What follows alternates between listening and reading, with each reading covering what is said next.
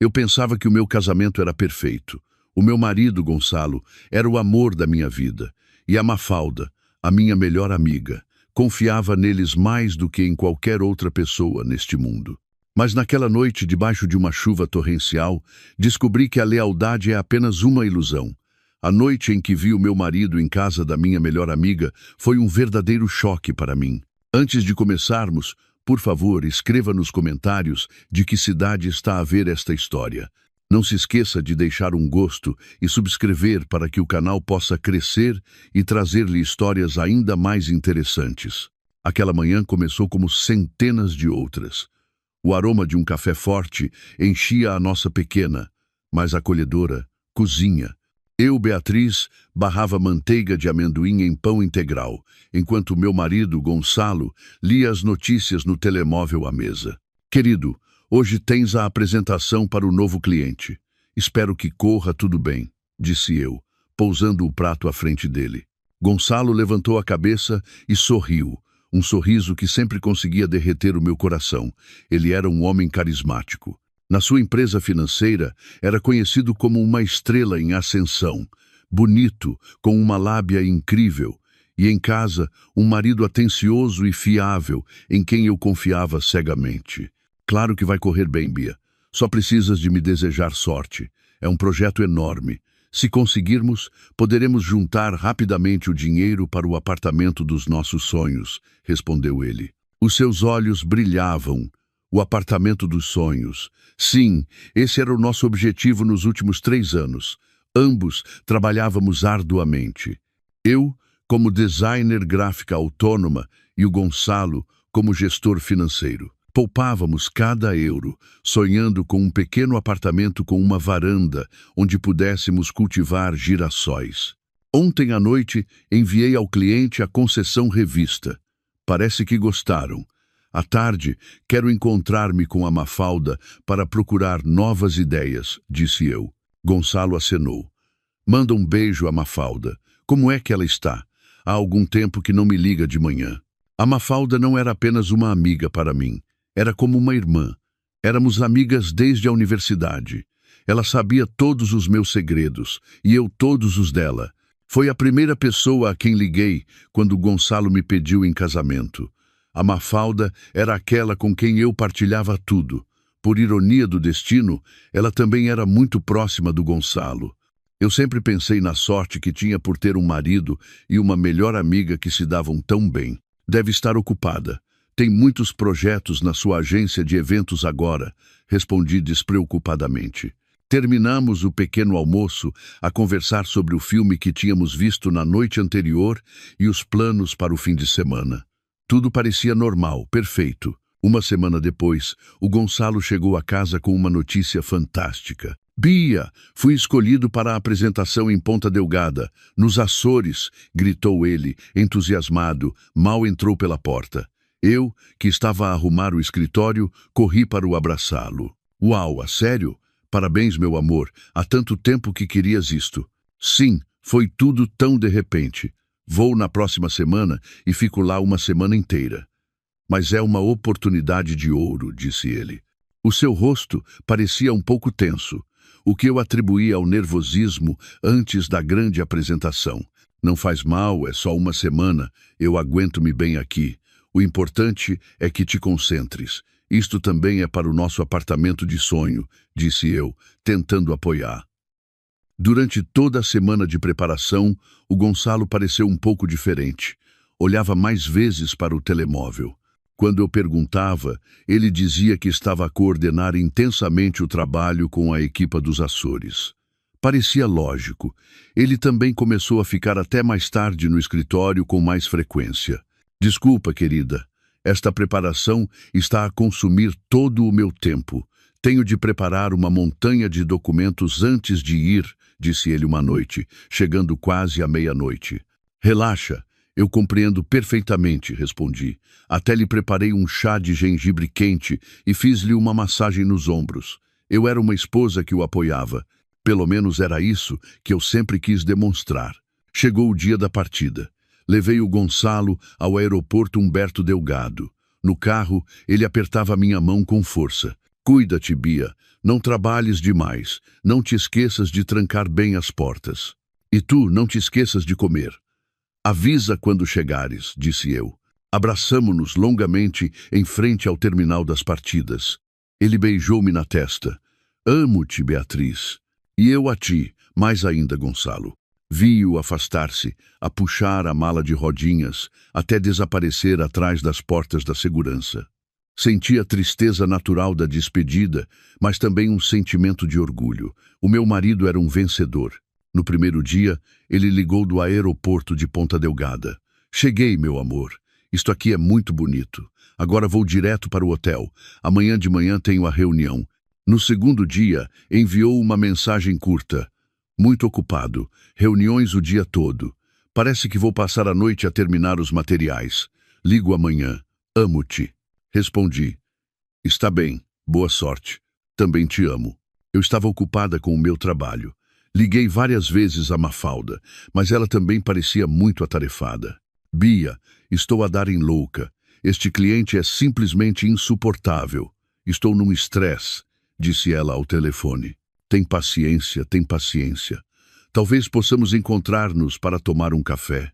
Ou, agora não. Os prazos estão a apertar. Vamos quando o Gonçalo voltar, vamos a algum sítio os três. Está bem. Boa sorte. O terceiro dia. Foi o dia em que tudo mudou. De manhã, a minha irmã mais velha ligou-me de Santarém, a cidade onde a nossa mãe vivia. Bia, a mãe está com febre alta desde a noite passada, está a delirar. Podes vir? Estou em pânico. Sem pensar duas vezes, agarrei nas chaves do carro. Sim, Ana, já estou a caminho. A viagem até casa da minha mãe demorou pouco mais de 1 hora. Fui preocupada o caminho todo, tentando ligar ao Gonçalo, mas o telemóvel dele estava desligado. Deve estar numa reunião importante, pensei. Enviei-lhe uma mensagem. Meu amor, fui para a casa da mãe. Ela adoeceu. Dou notícias mais tarde. O teu telemóvel não atende. Ao chegar à casa da mãe, vi que ela tinha mesmo febre alta.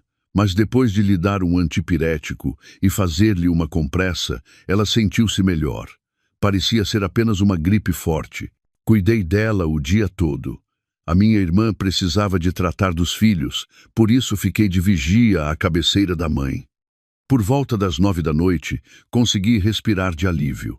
A febre baixou e ela conseguiu adormecer profundamente. Fica para dormir, Bia. Já é tarde. É perigoso ir sozinha, disse a minha irmã. Não te preocupes, Ana. Amanhã de manhã tem uma reunião. Vou devagarinho. O importante é que a mãe está melhor. Recusei. Eu precisava de voltar para casa. A casa vazia, não sei porquê, mas só queria dormir na minha cama. Pelas 10h30 da noite, despedi-me e voltei para Lisboa. A autoestrada estava bastante livre. Liguei a música para não adormecer. A cerca de 1 hora de casa, aconteceu a pequena tragédia.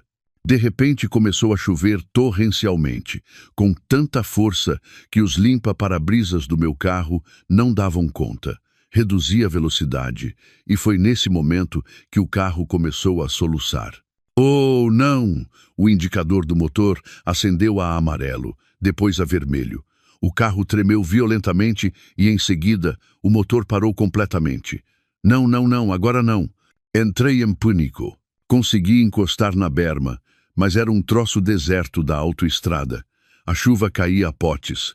Tentei ligar o carro novamente. Inútil. Completamente morto. Peguei no telemóvel. A bateria estava a 15%. Droga! Tentei ligar para o serviço de reboque que conhecia, mas o sinal estava sempre a falhar. Olhei em volta. Escuridão, apenas os carros que passavam ocasionalmente. E então percebi onde estava. A próxima saída da autoestrada levava a um condomínio de luxo em Cascais, onde a Mafalda vivia. A distância talvez fosse de apenas 1 quilômetro. Pensei rapidamente. Esperar pelo reboque num carro avariado debaixo de uma chuva torrencial ou ir a pé até casa da Mafalda? A segunda opção parecia muito mais segura e sensata. Eu só precisava de carregar o telemóvel, chamar o reboque de lá e talvez beber uma chávena de chá quente enquanto esperava. Ok, Mafalda, murmurei. Peguei na minha mala, tranquei o carro e respirei fundo. Abri a porta e corri através da tempestade. A chuva parecia agulhas a espetarem-se na pele. Em 30 segundos, estava encharcada da cabeça aos pés.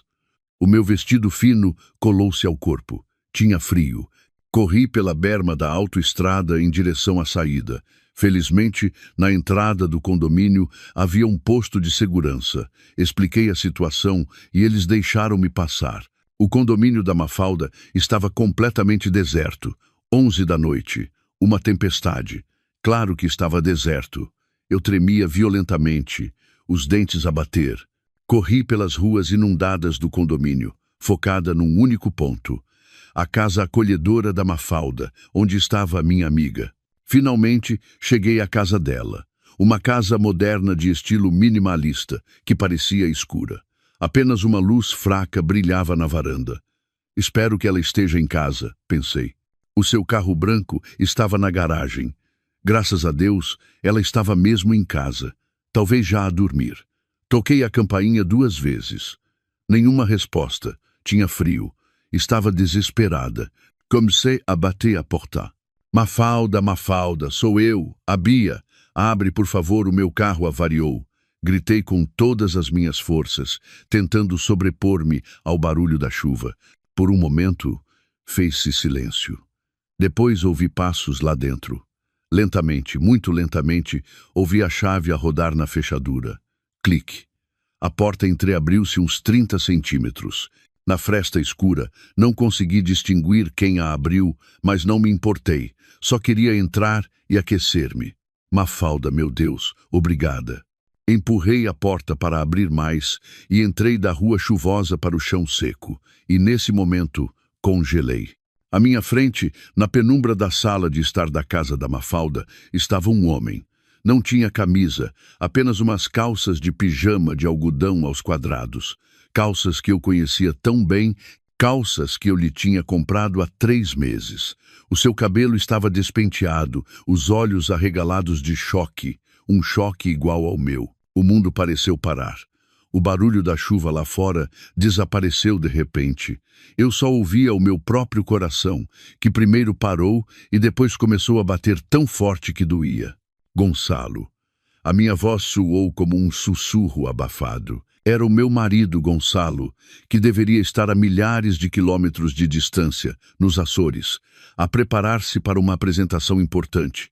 Ele estava ali, em casa da minha melhor amiga, às 11 da noite, sem camisa.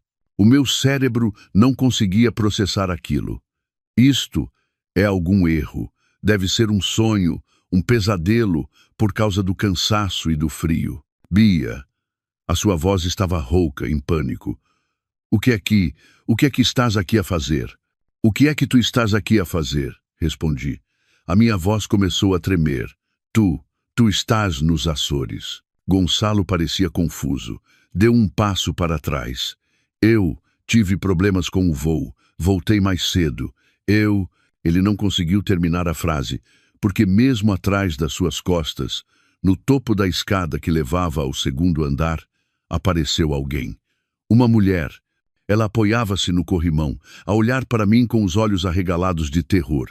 Era a Mafalda, a minha melhor amiga, e não vestia nada além de um fino tecido cor de vinho, um penhoar. Um penhoar transparente e sexy. Lembrei-me dele de há umas semanas. Ela tinha-me mostrado no telemóvel. Que loucura, Bia. Lindo, não é? Mas tão caro. Quem me dera que alguém mo comprasse, disse ela na altura, a rir. Agora, ela usava-o em frente ao meu marido na sua casa, à meio da noite. O frio que eu sentia da chuva não era nada comparado com o frio que me trespassou até aos ossos naquele momento. Um frio que vinha de dentro. Mafalda. Desviei o olhar do Gonçalo petrificado para a Mafalda a tremer na escada. Tudo se encaixou. O telemóvel desligado do Gonçalo, as horas extras demasiado frequentes no trabalho, a súbita ocupação da Mafalda, com quem era impossível encontrar-me. Meu Deus, Beatriz. Bia, não é o que estás a pensar. A Mafalda começou a chorar. Desceu as escadas a correr, tentando cobrir o corpo com as mãos. Juro, Bia, isto Ela parou ao lado do Gonçalo, puxando-o pelo braço. Gonçalo, explica-lhe. Gonçalo. Gonçalo? Desde quando é que a Mafalda o tratava apenas pelo nome, sem a formalidade de um estranho? O meu olhar voltou-se para o Gonçalo. O seu rosto, que antes estava em pânico, agora mudara. A expressão tornou-se dura. Ele olhou para mim não com culpa, mas com um olhar frio, como se eu fosse um obstáculo. Gonçalo respirou fundo. Afastou a mão da Mafalda. Chega, Mafalda. Já não vale a pena mentir. O meu coração pareceu ser esmagado por um torno. Não digas isso. Gonçalo olhou-me diretamente nos olhos. Os meus olhos molhados olhavam para ele, para sua esposa, a tremer de frio à sua porta. Casamo-nos secretamente pela igreja, Beatriz. Uma frase. Essa única frase destruiu o meu mundo num instante, mais rápido do que o relâmpago que brilhou lá fora. Há 6 meses. 6 meses. Eu contei mentalmente para trás. Há 6 meses foi o nosso 3º aniversário de casamento. O dia em que o Gonçalo me ofereceu um colar de diamantes e prometeu amar-me para sempre. Nos últimos 6 meses, cada toque dele foi uma mentira. Cada beijo, uma traição. Cada amo-te, um veneno. E a Mafalda, a minha melhor amiga, a quem eu me queixava quando sentia que o Gonçalo se estava a afastar. Tu sabias? Perguntei a Mafalda. A minha voz era quase inaudível. Tu sabias que ele andava estranho, Mafalda? Eu contei-te. A Mafalda só chorava. Não se atrevia a olhar para mim. Bia, ouve. Gonçalo tentou dar um passo na minha direção. Não me toques, gritei. Finalmente gritei. Dei um passo para trás, para a varanda, para a chuva. 6 meses, abanei a cabeça. As lágrimas finalmente jorraram, misturando-se com a chuva no meu rosto. Vocês os dois, pelas minhas costas. Bia, a culpa não é só da Mafalda.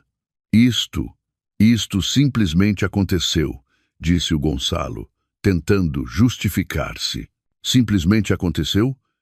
Ri-me, um riso que soava louco e doloroso. Vocês casaram-se secretamente. Isso não acontece simplesmente, isso planeia-se. A dor era tão forte que se tornou difícil respirar, como se me tivessem dado um soco no estômago. Olhei para os dois. O meu marido seminu, a minha amiga de penhoar, as 2 pessoas em quem eu mais confiava no mundo. Eles destruíram-me.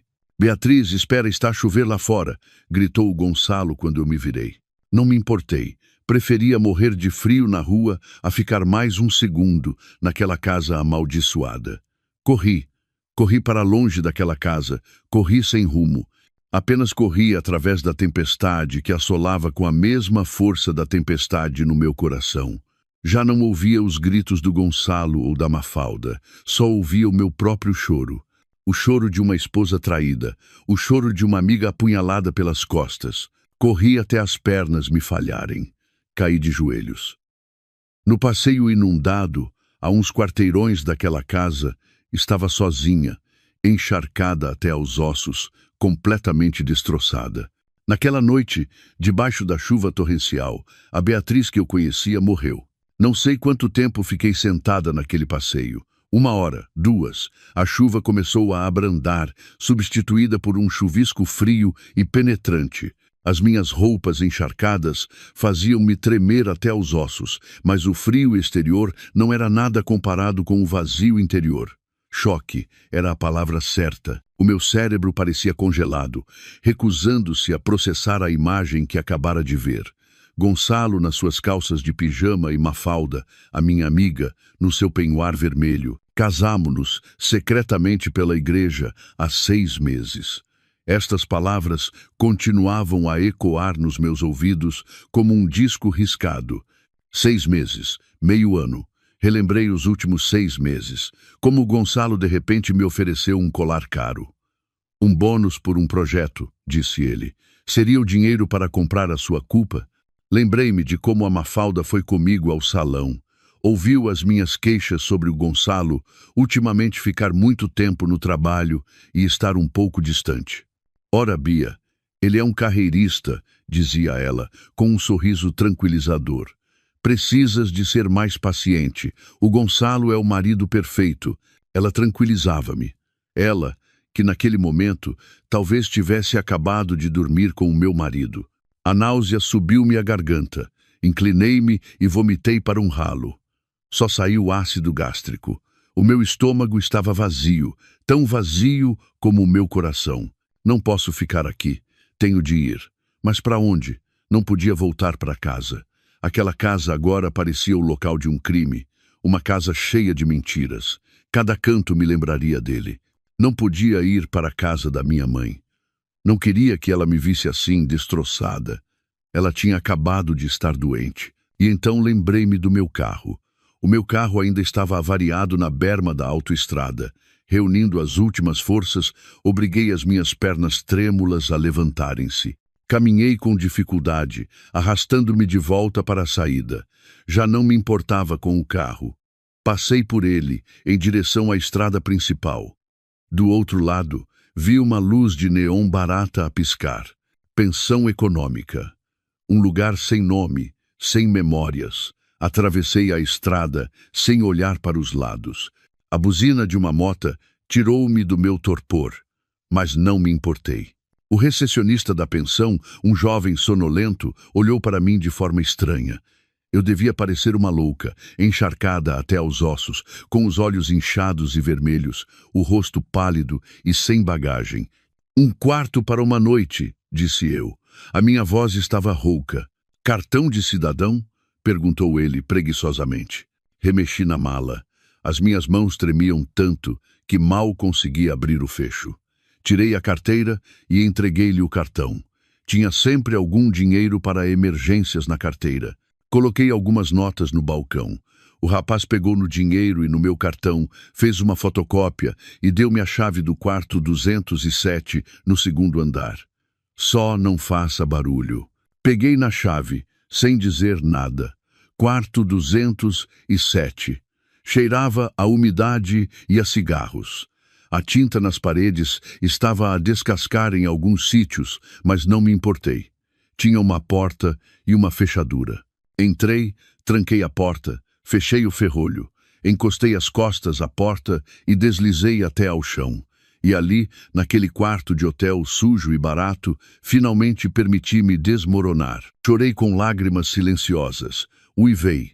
Bati no peito, que me ardia de dor. Uma dor tão física, tão real, como se alguém estivesse a arrancar o meu coração do peito com as mãos nuas.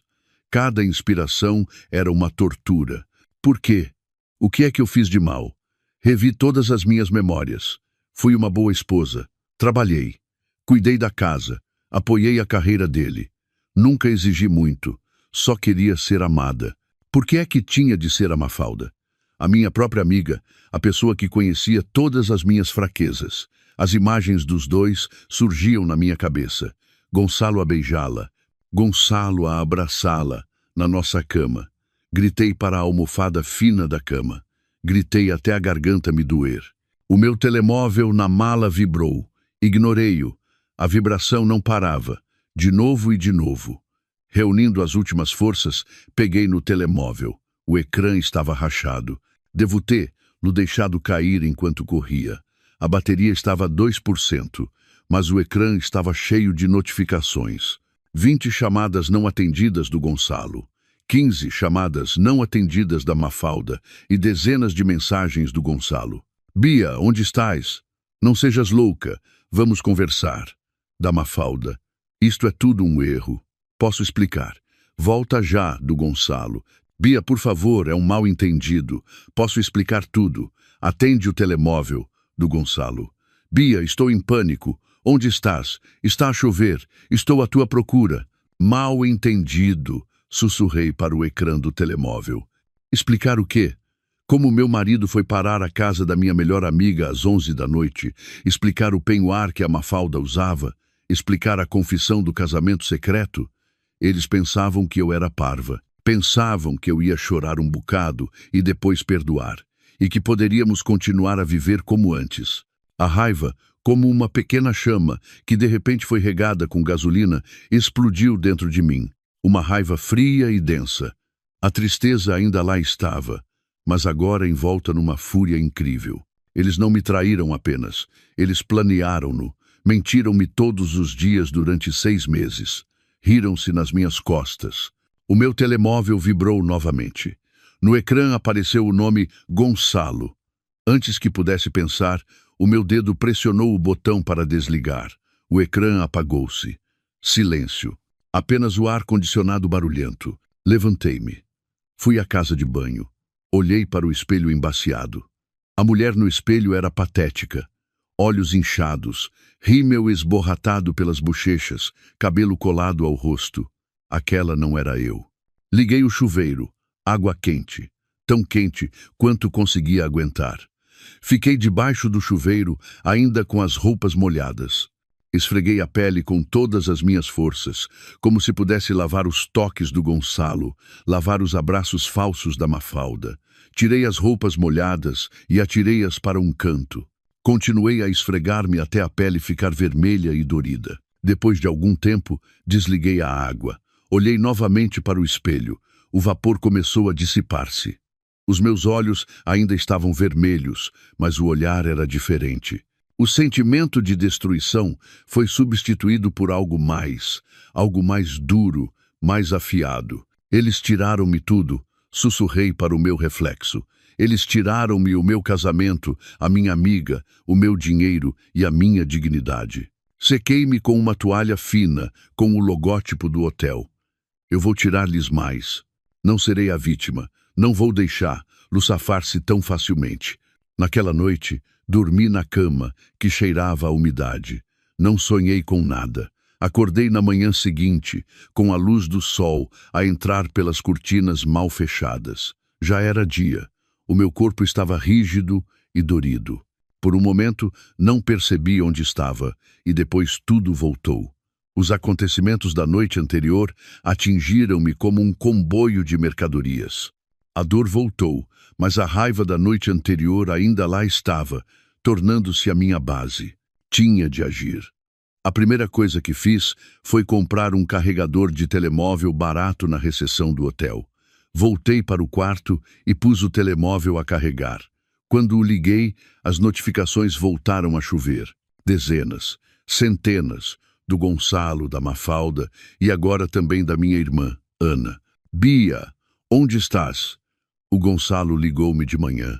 Ele está em pânico à tua procura. Não voltaste para casa? Aconteceu alguma coisa? Ignorei-a. Não conseguia falar com ninguém agora. Precisava de um plano. Primeiro, dinheiro. Segundo, advogada. Terceiro, provas. Desliguei novamente o meu telemóvel antigo. Não o ia usar. Eles podiam localizar-me.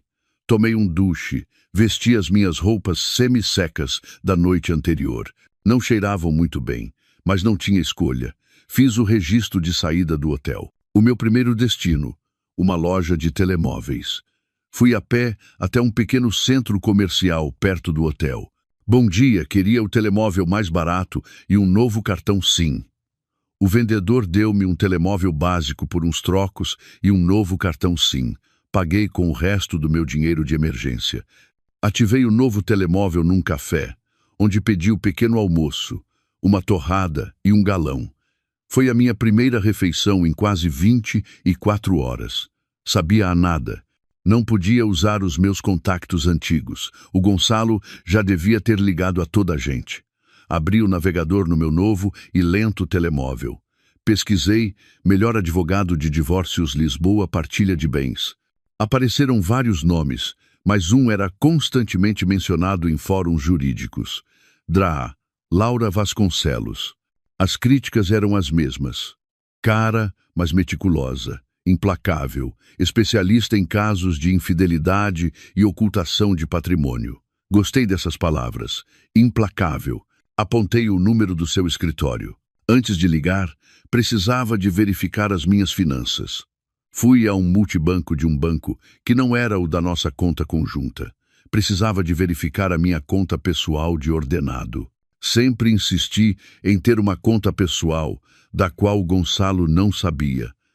Para o caso de acontecer alguma coisa, costumava dizer eu, ao que o Gonçalo sempre se ria. Que caso? Nós somos uma equipa. Graças a Deus, fui teimosa. Inseri o meu cartão. O saldo apareceu no ecrã. suficiente para o adiantamento da advogada e para viver durante algumas semanas. Levantei uma quantia avultada em dinheiro, o suficiente para pagar a primeira consulta. Voltei ao café. Com a mão a tremer um pouco menos, liguei para o escritório da DRA, Laura Vasconcelos. Gostaria de marcar uma consulta com a DRA. Laura, com urgência. É uma emergência. A secretária disse que a agenda da DRA Vasconcelos estava cheia. Diga-lhe que é um caso de infidelidade do marido com a melhor amiga. Casaram-se secretamente. Há fraude com uma viagem de negócios e desvio de fundos da conta conjunta, disse eu, com uma voz firme e fria. Houve uma pausa momentânea do outro lado da linha. Pode vir hoje às 3 da tarde, disse a secretária. O seu tom mudou. Estarei aí, o escritório da DRA. Vasconcelos ficava num edifício imponente no centro da cidade. Um contraste total com o hotel barato onde passei a noite. Tudo era cinzento, frio e profissional. A DRA, Laura Vasconcelos, era uma mulher na casa dos 50. Cabelo impecavelmente preso num coque, óculos caros.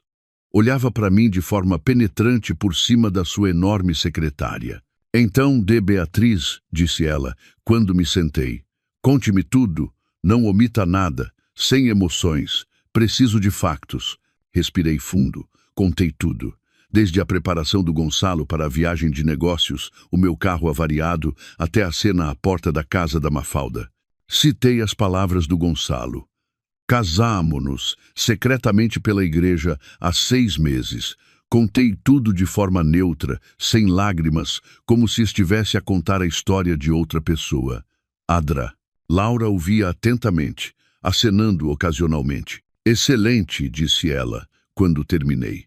Uma confissão verbal de um casamento secreto é a prova ideal de infidelidade, melhor do que uma fotografia de um beijo. O que devo fazer agora? Perguntei. Primeiro, disse a DRA, Vasconcelos, batendo com uma caneta na secretária. Não contacte com eles, não responda a mensagens, não atenda o telemóvel. Considere que eles morreram. A partir de agora, só comunica através de mim. Assente. Segundo, precisamos de provas financeiras. Disse que tinha uma conta conjunta para o apartamento. Sim, tenho acesso à aplicação da banca online. Ótimo. Por enquanto, não faça nada com essa conta. Não transfira dinheiro. O tribunal pode considerar isso má fé. Vamos usá-la como uma armadilha. Uma armadilha? Sim. Agora, preciso que contrate alguém. Um detetive particular. Tenho contactos. Adra. Laura escreveu um nome e um número num pedaço de papel. Pedro Santos. É caro, mas é o melhor. Ela repetiu o que eu tinha lido no fórum. Peça-lhe para fazer 2 coisas. Primeiro, provar que o Gonçalo nunca voou para os Açores. Localizá-lo. Segundo, rastrear todos os fluxos de dinheiro do seu marido para a Mafalda nos últimos 6 meses. Percebe, disse eu. O meu adiantamento é este valor. Ela escreveu um número elevado noutro papel. Tirei o envelope com o dinheiro que tinha levantado e coloquei-o sobre a mesa. Adra. Laura olhou para o maço de notas. Depois para mim. Um leve sorriso passou pelos seus lábios. A D. Beatriz pensa rápido. Gosto disso. Isto vai ser uma guerra e nós vamos ganhar. Saí do seu escritório com uma sensação estranha. Estava destroçada. Não tinha casa, não tinha marido, mas pela primeira vez desde a noite anterior senti poder. Liguei imediatamente ao Pedro Santos, o detetive. Encontramo-nos num café no átrio do edifício. Era um homem de meia idade, discreto, que parecia um funcionário comum. Dei-lhe todos os dados, uma foto do Gonçalo, uma foto da Mafalda, a morada da casa da Mafalda, as matrículas dos seus carros e os detalhes da falsa viagem de negócios do Gonçalo. E isto, disse eu, dando-lhe o número da nossa conta conjunta. Por favor, rastreie para onde foi este dinheiro. Será feito, respondeu ele. Dou-lhe notícias dentro de 2 dias. Ele pegou no meu adiantamento e desapareceu na multidão. Naquela noite, não voltei para a pensão econômica. Com o dinheiro que restava, aluguei um quarto limpo por uma noite numa zona longe da minha casa. Precisava de poupar. Esta guerra seria longa. No pequeno quarto alugado, liguei o meu velho portátil, que felizmente levava sempre na minha mala de trabalho. Liguei-me à rede sem fios pública lenta. Entrei na aplicação de banca online da conta conjunta. As mãos tremiam quando vi o saldo. Muito menos do que deveria haver. Deveria haver quase 50 mil euros. Agora, restavam menos de 10 mil. O coração disparou. Abri o histórico de transações dos últimos 6 meses. Os meus olhos fixaram-se no ecrã. Transferências de milhares de euros para uma conta em nome de Mafalda. Descrição do pagamento. Adiantamento de projeto. Outra transferência. Pagamento a fornecedores. Outra. Pagamento total de viatura. Lembrei-me de como, há 3 meses, a Mafalda se gabava do seu carro novo. Graças a Deus, Bia, fruto de muito trabalho, disse ela. O meu trabalho árduo, o dinheiro das nossas poupanças para o apartamento dos sonhos. Depois, havia transferências mensais regulares para uma conta desconhecida. Talvez estivessem a pagar por algo. Depois, compras de artigos de luxo, uma carteira de conceituado designer que vi na Mafalda, joias e o mais doloroso, um levantamento de uma grande quantia em dinheiro mesmo no dia antes da partida do Gonçalo para os Açores. Ele esvaziou a nossa conta para se divertir com a sua nova esposa, enquanto eu, em casa, rezava pelo seu sucesso nos Açores. Um sentimento de repugnância encheu-me. Não era apenas infidelidade, era roubo. Era uma conspiração planeada para me roubar. 2 dias depois, o Pedro Santos ligou para o meu novo telemóvel. Boa tarde, de Beatriz. Tenho o relatório. Quais são os resultados? Perguntei. O coração batia forte. O seu marido nunca saiu de Portugal continental. Não consta nas listas de passageiros de nenhum voo para os Açores nesta semana. Fechei os olhos. Eu sabia. Eu localizei-o. Nos primeiros 2 dias da sua viagem de negócios, ele esteve hospedado num hotel de luxo na zona sul de Lisboa, sozinho, provavelmente para criar um álibi. Mas a partir do 3º dia, a noite em que o apanhou, ele mudou-se e tem estado a viver permanentemente na casa da Mafalda. E aqui está o interessante, continuou o detetive. A hipoteca do apartamento de luxo em nome da Mafalda, que, segundo me disse, ela alugava para o escritório, foi liquidada há 3 meses num único pagamento. A origem dos fundos, uma conta pessoal em nome do Gonçalo. Ele não usou apenas o nosso dinheiro comum, mas também o seu dinheiro pessoal para a Mafalda. E mais uma coisa, a voz do Pedro Santos soou hesitante. O quê? A certidão do casamento religioso. Consegui uma foto através dos meus contactos. Casaram-se numa pequena vila nos arredores de Lisboa. Quando? Perguntei baixinho. Há 6 meses. A 15 de maio. Fiquei em silêncio. 15 de maio. Era o dia seguinte ao nosso 3º aniversário de casamento. O dia a seguir ao nosso jantar romântico. O dia a seguir ao Gonçalo me ter oferecido o colar e prometido ser sempre fiel. No dia seguinte, ele saiu, dizendo que precisava de se encontrar urgentemente com um cliente. Afinal, ele foi para se casar com a minha melhor amiga. O telemóvel quase me caiu das mãos. A dor, que eu pensava já ter atenuado, voltou mais aguda, mais profunda. Já não era uma guerra, era um extermínio. Liguei para a Drá. Laura. Drá. Laura. Tenho tudo. A prova da falsa viagem de negócios, as provas dos fluxos de dinheiro e a data exata do casamento deles. Excelente, de Beatriz. A voz da Drá. Vasconcelos soava satisfeita. Agora começamos o primeiro ataque. Congelamos a conta conjunta e enviamos-lhes a nossa primeira carta de amor. Estou pronta. A rapariga que chorou no passeio morreu. Restava uma mulher que já não tinha nada a perder. E uma mulher assim é muito perigosa. Depois da chamada do Pedro Santos, não consegui ficar quieta. 15 de maio, no dia seguinte ao nosso aniversário. Ele celebrou comigo e no dia seguinte foi e uniu-se à minha amiga. A dor, que ontem eu julgava atenuada, estava apenas adormecida. Agora acordou, ainda mais selvagem e sedenta de vingança. Liguei imediatamente para Adra. Laura, do meu novo telemóvel. Drá, Laura, disse eu com voz firme, escondendo a tempestade interior. Acabei de receber a confirmação. Eles casaram-se a 15 de maio, no dia seguinte ao nosso aniversário. Do outro lado, houve um momento de silêncio. Adra Vasconcelos, normalmente tão austera, pareceu suspirar. Que reles, lamento por si, de Beatriz. Não preciso de compaixão, preciso de ação, disse eu. Também verifiquei a conta conjunta. Dos 50.000 euros, restam menos de 10.000. Ele esvaziou-a. Transferiu para a conta da Mafalda, comprou-lhe um carro, pagou o apartamento dela na totalidade. Que canalha! Praguejou Adra Vasconcelos. Foi a primeira vez que a ouvi usar uma linguagem informal. O nosso plano muda. Não podemos esperar. Temos de agir rapidamente. O que eu devo fazer? Transfira o dinheiro restante agora mesmo, ordenou ela. Transfira para a sua conta pessoal, aquela de que ele não sabe.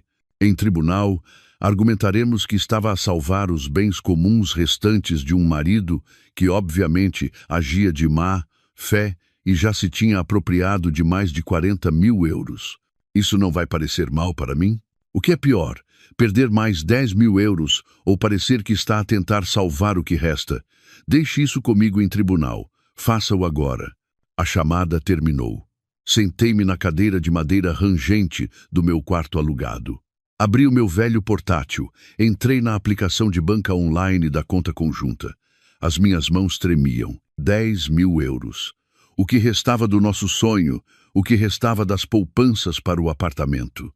Olhei novamente para o histórico de transações.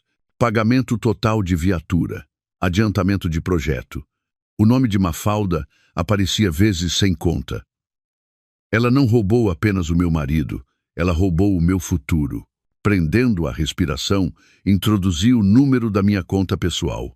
Introduzi o montante de 10.000 euros. Parei por um momento. Era o último dinheiro. Era a linha da frente que eu estava a traçar. Lembrei-me do riso do Gonçalo quando abrimos esta conta. Esta é a conta para nossa casa, querida, disse ele. Mentiroso. O meu dedo pressionou o botão de confirmação. O ecrã pediu um código por SMS. Introduzi o código. Clique. Transação bem-sucedida. Saldo da conta conjunta. 0 euros. Fechei os olhos. Senti um ligeiro alívio, mas a amargura era mais forte. Não era uma vitória. Era uma tentativa patética de salvar o que restava das ruínas. O passo seguinte. Cartões de crédito. Lembrei-me de algo. O Gonçalo tinha um cartão de crédito adicional, associado à minha conta. Eu tinha-o feito há muito tempo para emergências, caso ele estivesse em viagem e algo acontecesse com o seu cartão principal. Ele raramente o usava, mas estava na sua carteira. Liguei imediatamente para o apoio ao cliente do banco. Depois de uma passagem torturante por um menu automático, finalmente falei com um operador. Bom dia, fala Beatriz. Gostaria de bloquear o meu cartão de crédito adicional. Sim, claro. Pode indicar o número do cartão adicional? Não me lembro de cor, mas está em nome do Gonçalo, disse eu. Certo. Posso saber o motivo do bloqueio? Foi perdido ou... Fiz uma pausa por um momento e depois respondi com a voz mais fria de que fui capaz. Roubado. Oh, certo. Lamentamos o inconveniente. Vamos bloqueá-lo imediatamente e permanentemente. O cartão em nome do Gonçalo está desativado a partir deste segundo. Posso ajudar em mais alguma coisa? Sim. Também tenho uma conta conjunta no vosso banco. Os cartões de crédito associados a essa conta estão em nome do Gonçalo e da Beatriz. Bloqueie o cartão em nome do Gonçalo também, imediatamente. Sim, claro. Tudo processado. Obrigado. Desliguei. A primeira e a segunda torneiras de dinheiro foram fechadas. Fiquei sentada em silêncio. O que viria a seguir? Eles deviam estar a divertir-se com o dinheiro que restava dos mais de 40.000 euros. Mas essa quantia, com o estilo de vida luxuoso da Mafalda e do Gonçalo, que agora não estava a trabalhar porque mentiu sobre a viagem de negócios, acabaria rapidamente. Eles iriam perceber isso mais cedo ou mais tarde. Decidi mudar-me daquele quarto alugado por noite. Precisava de algo mais estável, mesmo que barato. Passei o resto do dia a procurar na internet. Encontrei uma pequena casa anexa, nos fundos da propriedade de uma senhora idosa, numa rua estreita, longe das zonas que eu costumava frequentar. O preço era baixo.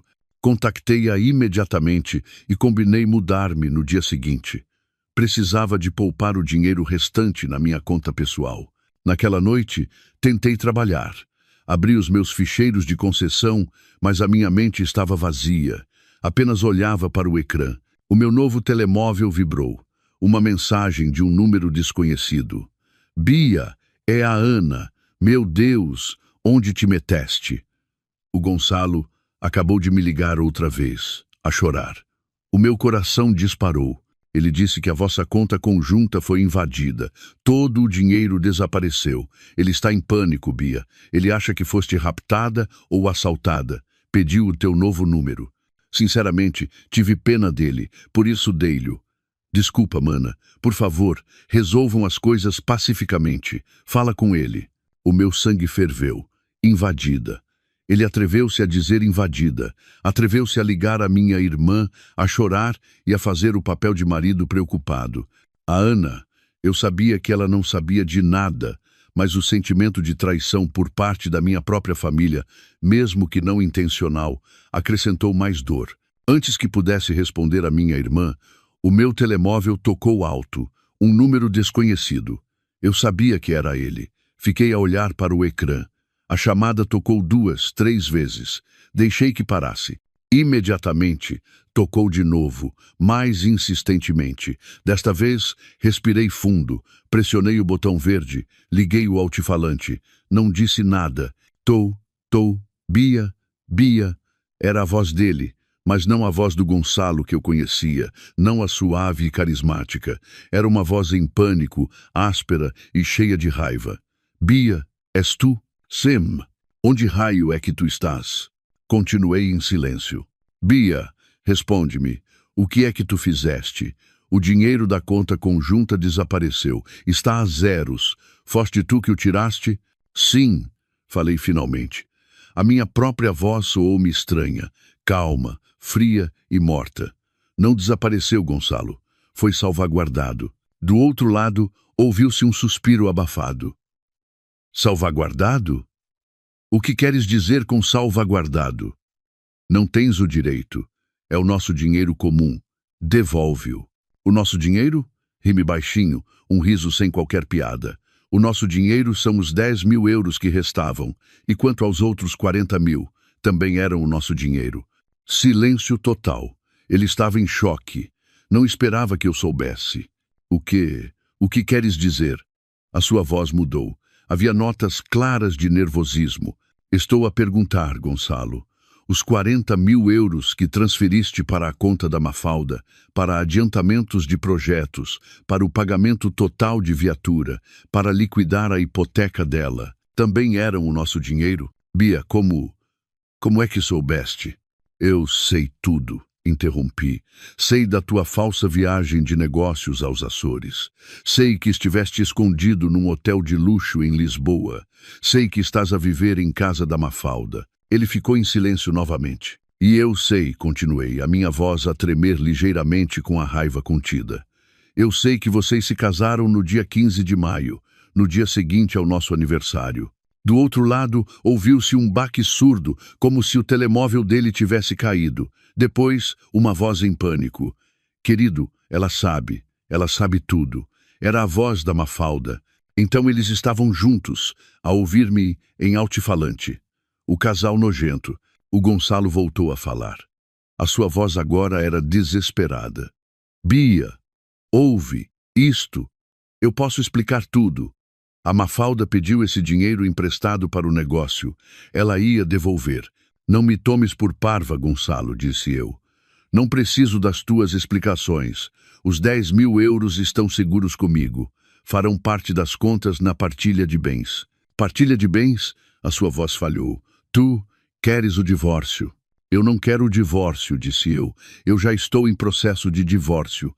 A citação chegar-te-á na próxima semana. A partir de agora, não me ligues. Liga à minha advogada. Advogada? Gritou ele. A sua voz tremeu. Contrataste uma advogada? Raios te partam, Bia. Queres destruir-me? Devolve o dinheiro. Preciso desse dinheiro agora. Precisava desse dinheiro. Era essa a questão. O dinheiro dele tinha acabado. Aqueles 40 mil euros provavelmente já tinham sido gastos no seu estilo de vida luxuoso. Aproveita o resto da tua vida, Gonçalo. Clique. Desliguei. Bloqueei o número dele. Alguns segundos depois, chegou uma mensagem de outro número. Certamente o da Mafalda. Bia, por favor, não faças isto. O Gonçalo não está bem. Precisamos mesmo desse dinheiro. A culpa é minha, Bia. Eu admito, a culpa é minha. Posso pagar a dívida em prestações. Prometo, mas por favor, devolve primeiro o dinheiro da conta. Nós não temos nenhuma almofada de segurança. Pagar a dívida em prestações. Por quem é que ela me tomava? Uma cooperativa de crédito? Fiquei a olhar para a mensagem. Nós não temos nenhuma almofada de segurança. Ótimo. Escrevi uma resposta curta. Fala com a minha advogada. Depois, bloqueei também o número dela. Pousei o telemóvel. As minhas mãos tremiam violentamente, mas eu estava a sorrir. O primeiro ataque foi bem sucedido.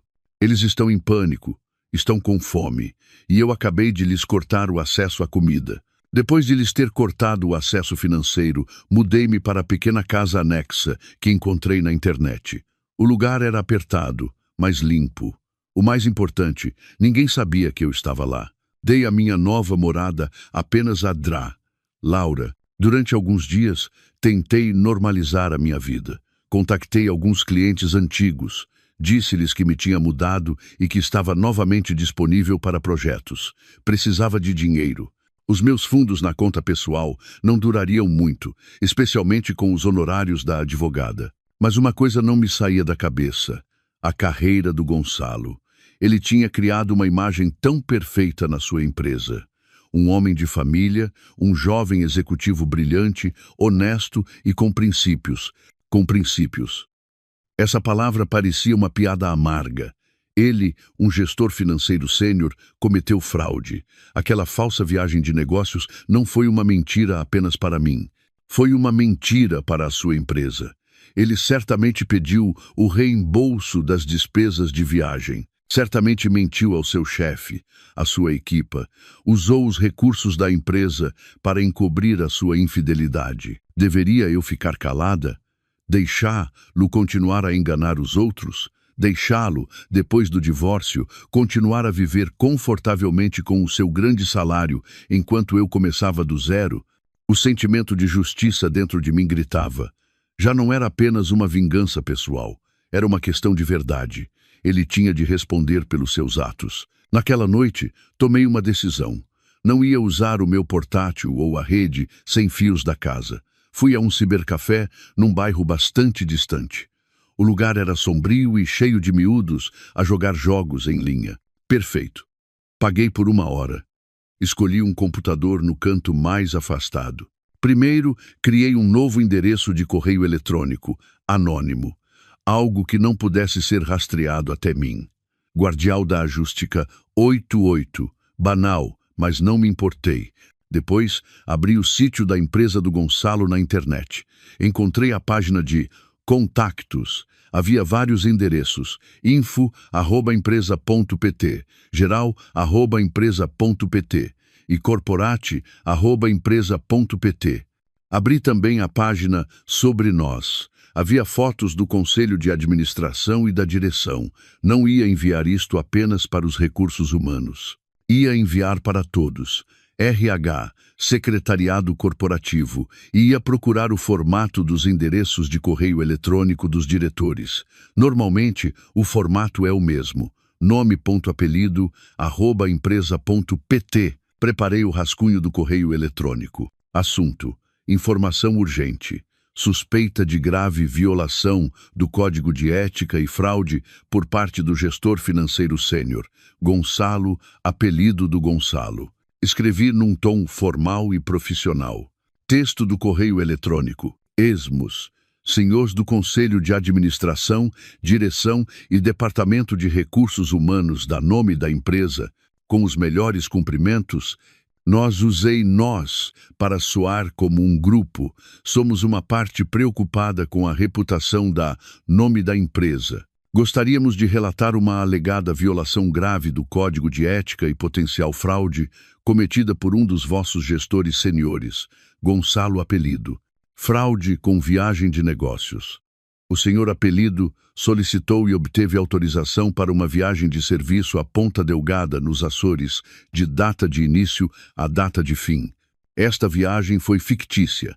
Os dados foram falsificados. A referida pessoa nunca saiu de Lisboa e arredores. Na realidade, durante este período, ele encontrava-se em Lisboa por motivos pessoais e extremamente antiéticos. Violação dos princípios de honestidade. Para um gestor sênior na área financeira, a falsificação de uma viagem de serviço constitui uma forma de fraude contra a empresa, o que mina a imagem e os princípios que a nome da empresa sempre defendeu. Como prova inicial, anexamos um relatório de uma investigação independente.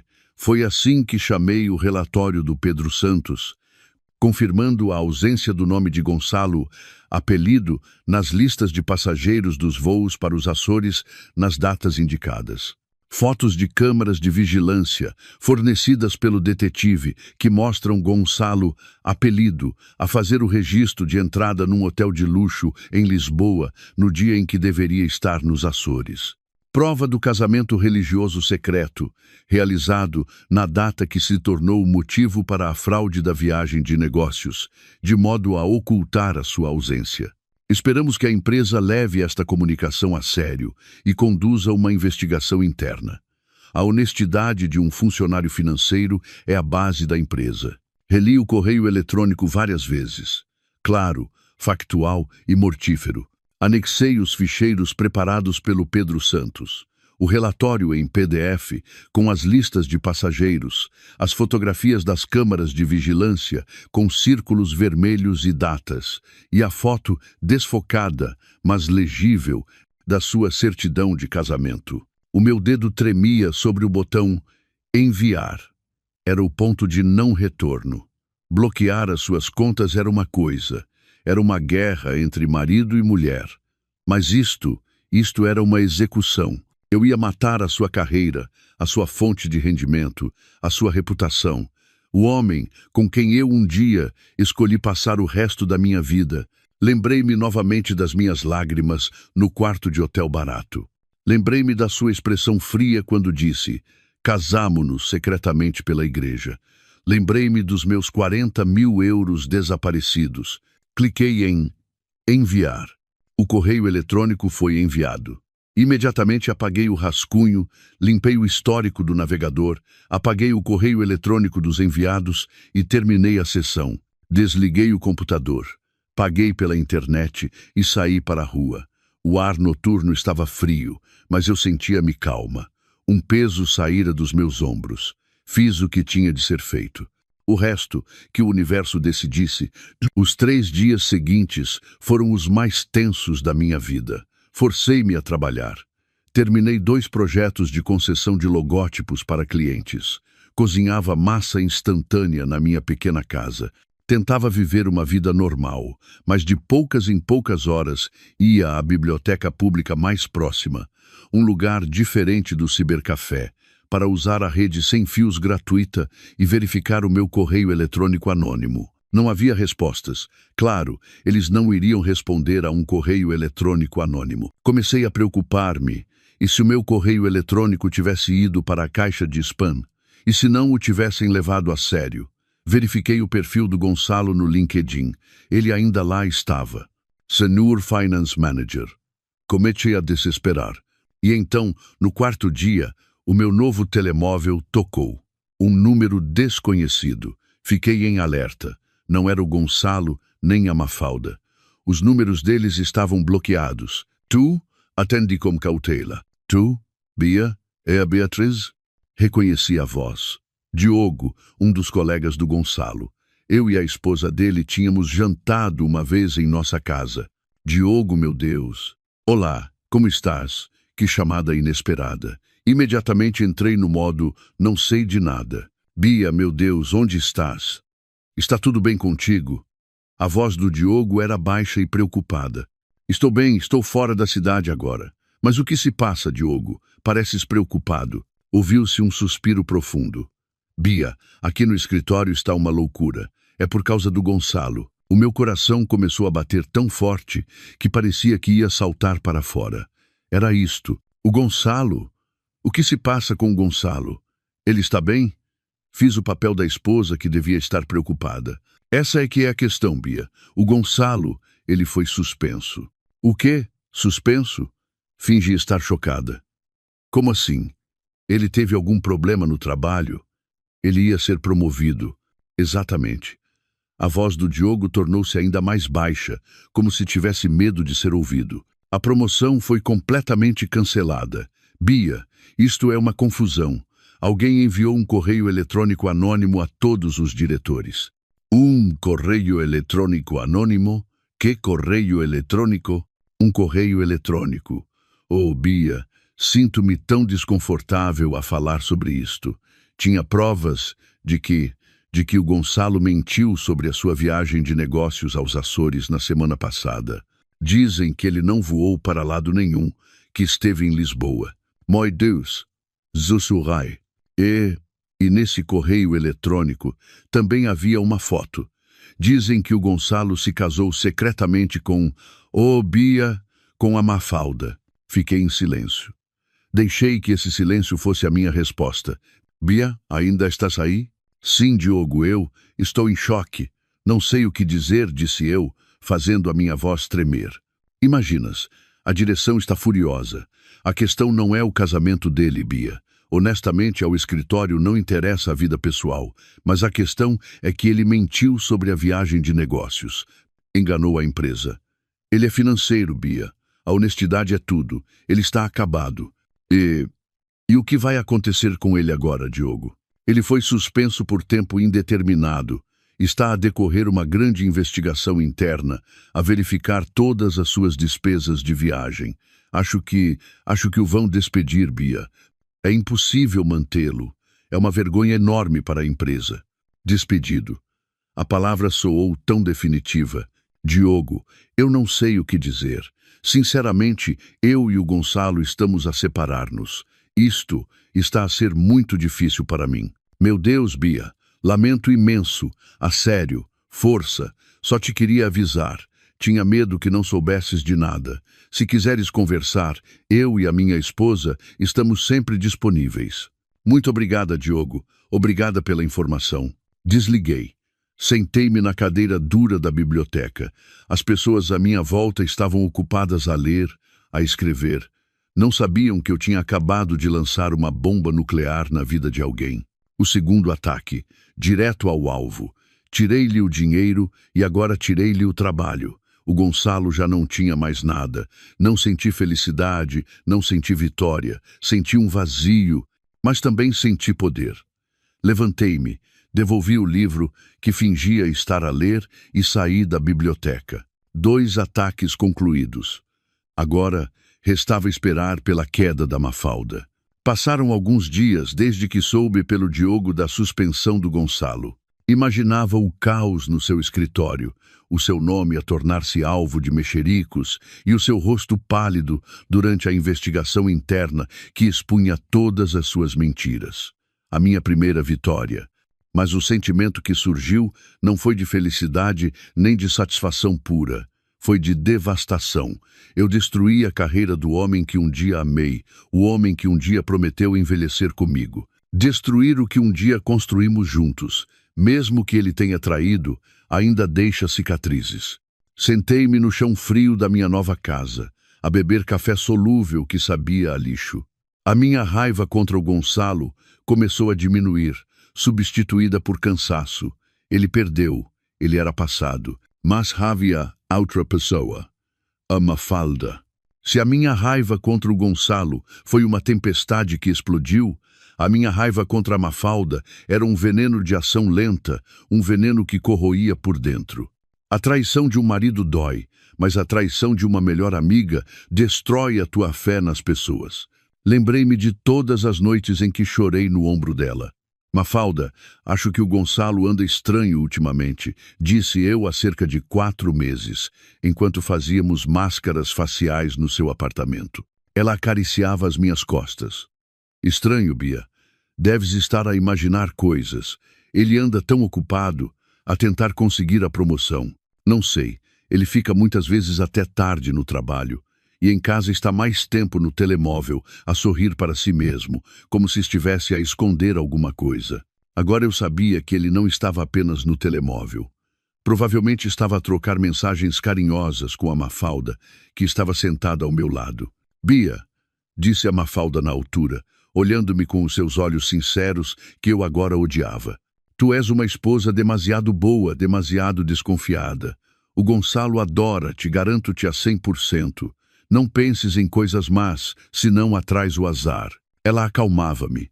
Ela convencia-me de que eu estava a enlouquecer, enquanto ela era a causa da minha loucura. Ela via o meu sofrimento, ouvia as minhas queixas sobre o seu amante. E ela sabia exatamente o que se passava, porque ela era o que se passava. Não era apenas uma amante, era uma predadora disfarçada de amiga. E lembrei-me de algo, o negócio dela.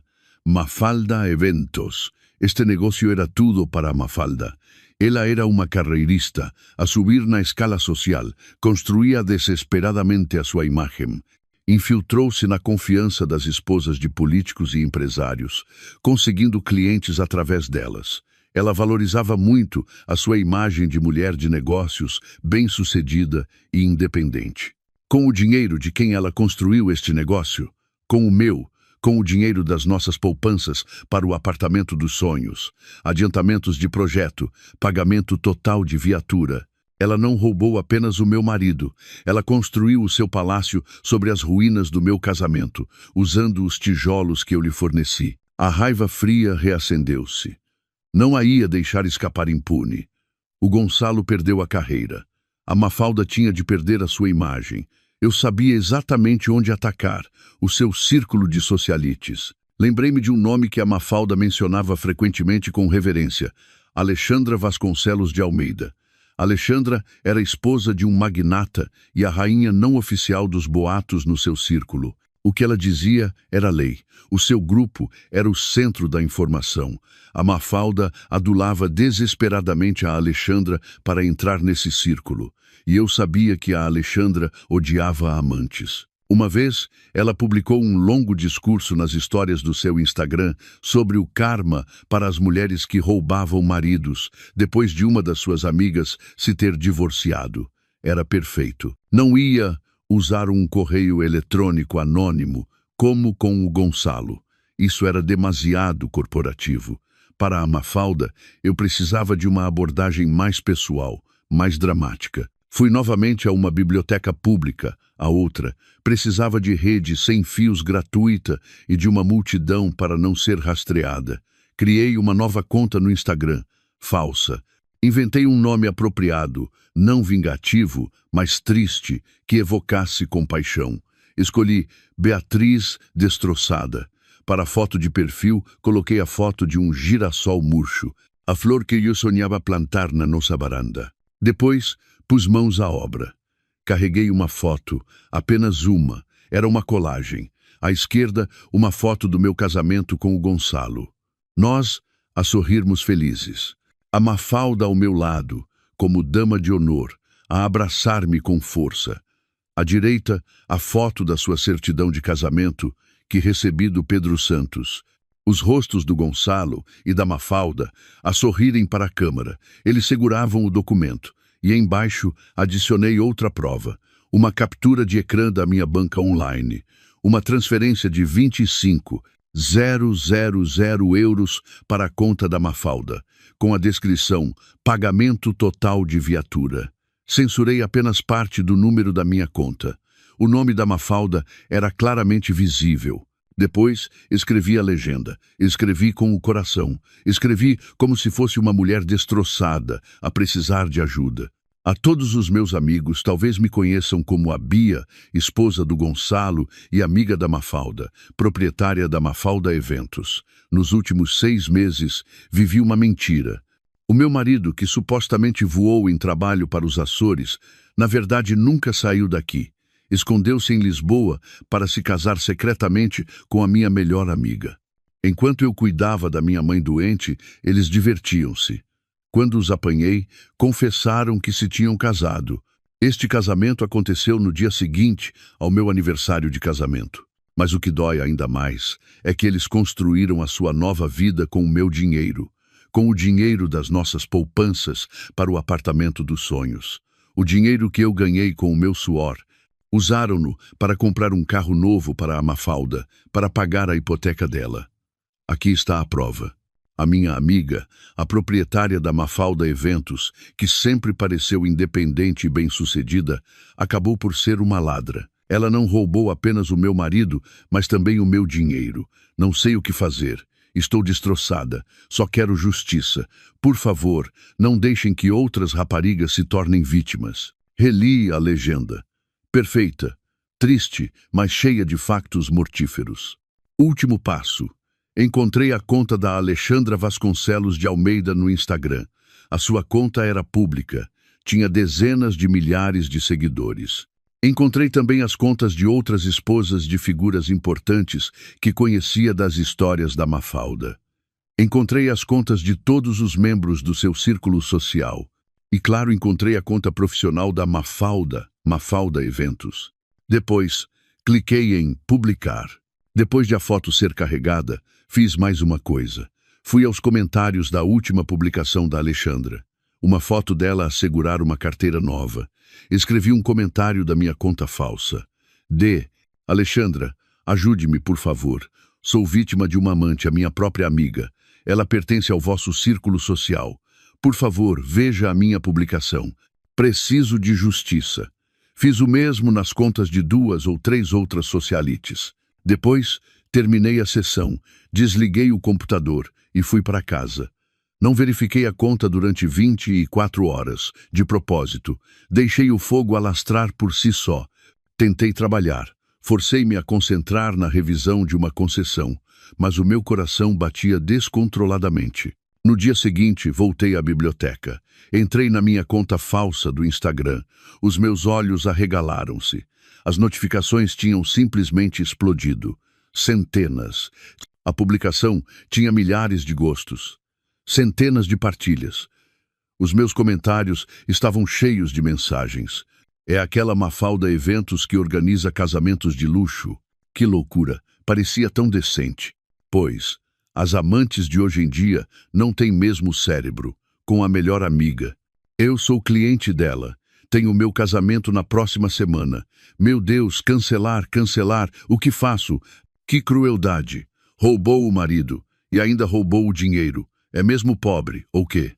E então vi o que procurava.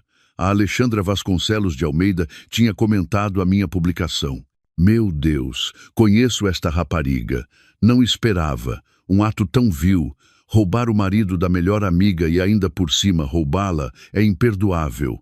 Beatriz, desejo-lhe paciência. O karma existe. O comentário da Alexandra era o selo de aprovação.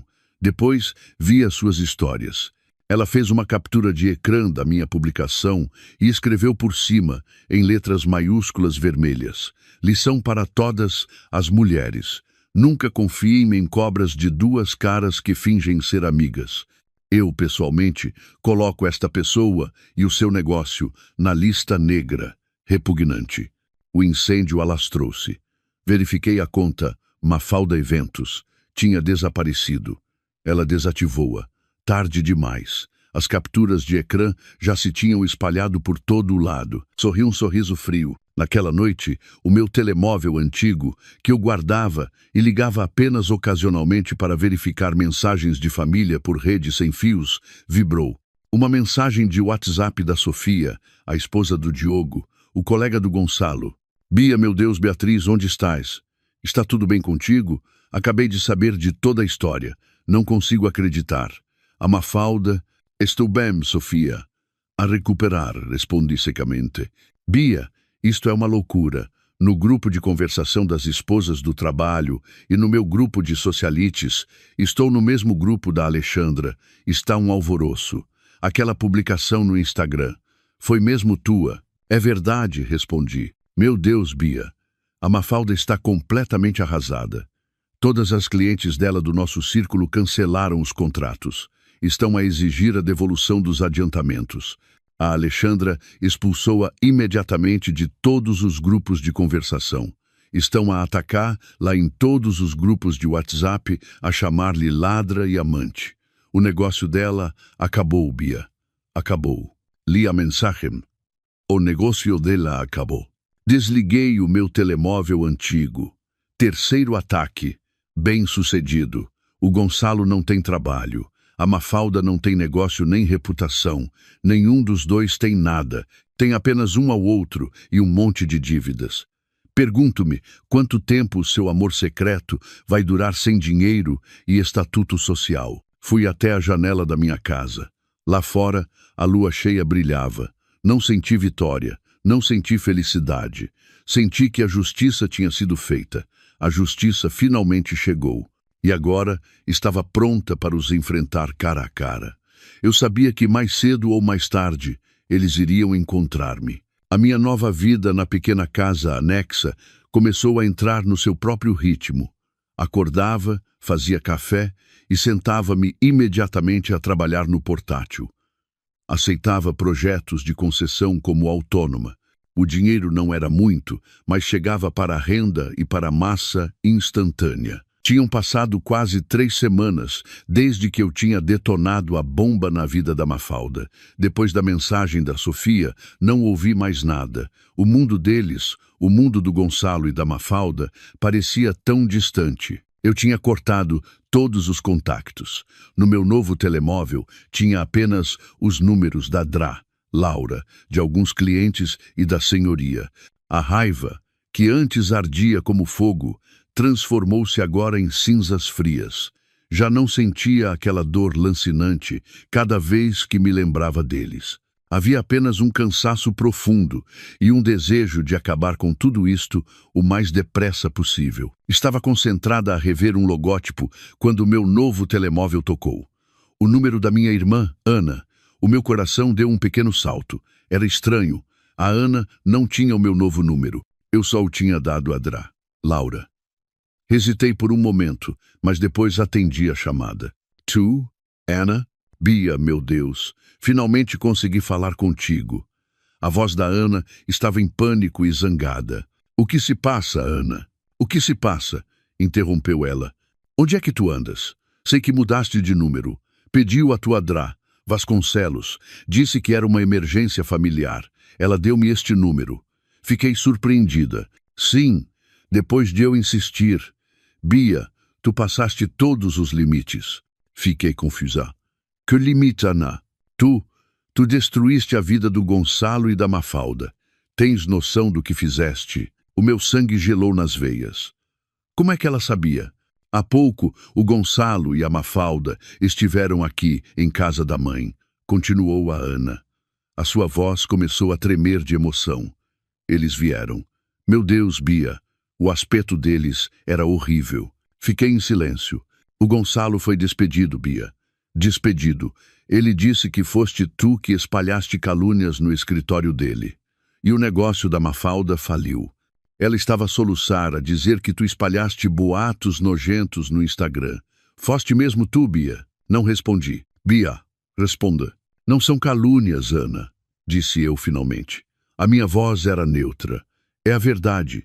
Eles casaram-se nas minhas costas, roubaram o meu dinheiro. Mas Bia, eles admitiram o erro, pediram desculpa, não precisavas de ser tão cruel. Eles pareciam tão miseráveis. Bia, a Mafalda, ela está grávida. O meu coração pareceu parar. Grávida. A Mafalda estava grávida. Um filho do Gonçalo. Grávida. Sussurrei. Sim, grávida. Já de 3 meses. A voz da Ana suavizou. Ela chorou tanto, disse que só queria pedir-te desculpa em paz. Queria que retirasses a queixa. Eles não têm dinheiro nenhum. Foram despejados do apartamento da Mafalda porque não conseguiam pagar. É triste, Bia. Há uma criança inocente no meio disto. 3 meses. Contei para trás. Então, quando os apanhei naquela casa, ela já estava grávida.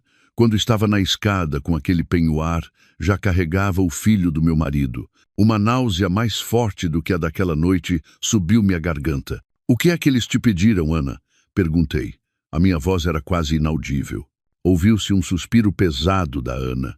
Eles pediram a tua morada. Só querem conversar. Bia, resolvam isto em paz. Tenho pena deles. Deste-lhes, interrompi. A minha voz subiu de tom. Deste-lhes a morada desta casa? Bia, ouve primeiro. Eles só queriam. Ana, gritei. Tu não sabes de nada. Não sabes o que eles me fizeram. Como pudeste dar-lhes a minha morada? Mas eu tive pena deles, Bia. Eles ajoelharam-se à minha frente. Por causa daquela criança, tens de ter um pingo de consciência. Desliguei. Tremia violentamente. Ela deu a minha morada. A minha própria irmã, que eu tentei proteger deste drama, ficou do lado deles. Por pena, por causa de uma criança. Tranquei a porta da minha casa. Fechei as janelas e corri as cortinas. Eu sabia que eles viriam. Sentei-me numa cadeira, a olhar para a porta, à espera. Passou 1 hora. O meu coração batia forte a cada som de uma mota a passar na rua. E então ouvi passos lá fora e depois uma batida, suave, hesitante, toque-toque. Não me mexi. Toque-toque. Bia. A voz do Gonçalo era rouca e derrotada. Bia, eu sei que estás aí. A Ana disse-nos. Nós só queremos conversar. Fechei os olhos. Respirei fundo. Raiva, dor, nojo, tudo se misturou. Levantei-me. Fui até a porta. Não olhei pelo olho mágico. Destranquei a fechadura. Abri a porta. À minha frente estavam as 2 pessoas que um dia foram o meu mundo. Pareciam destroçados. O Gonçalo que eu conhecia era aprumado, carismático, cheirava a perfume caro. O homem à minha frente estava esgotado. O cabelo estava comprido e despenteado. Tinha barba por fazer. Vestia uma t-shirt desbotada e calças de ganga sujas. Os seus olhos, outrora argutos, estavam agora vazios e desesperados. E a Mafalda, ela parecia ainda pior. Não tinha maquilhagem, o rosto estava pálido e inchado. O cabelo, sempre impecavelmente arranjado, estava agora preso num rabo de cavalo desleixado. Vestia um roupão de casa gasto. E sim, a sua barriga, debaixo do roupão, mostrava uma pequena saliência. A prova física da traição deles. Assim que me viu, os olhos da Mafalda encheram-se de lágrimas. Bia, sussurrou ela e fez algo inesperado. Caiu de joelhos à minha frente, no chão de cimento sujo da minha casa. Inclinou-se. Beatriz, perdoa-me, eu imploro, soluçava ela.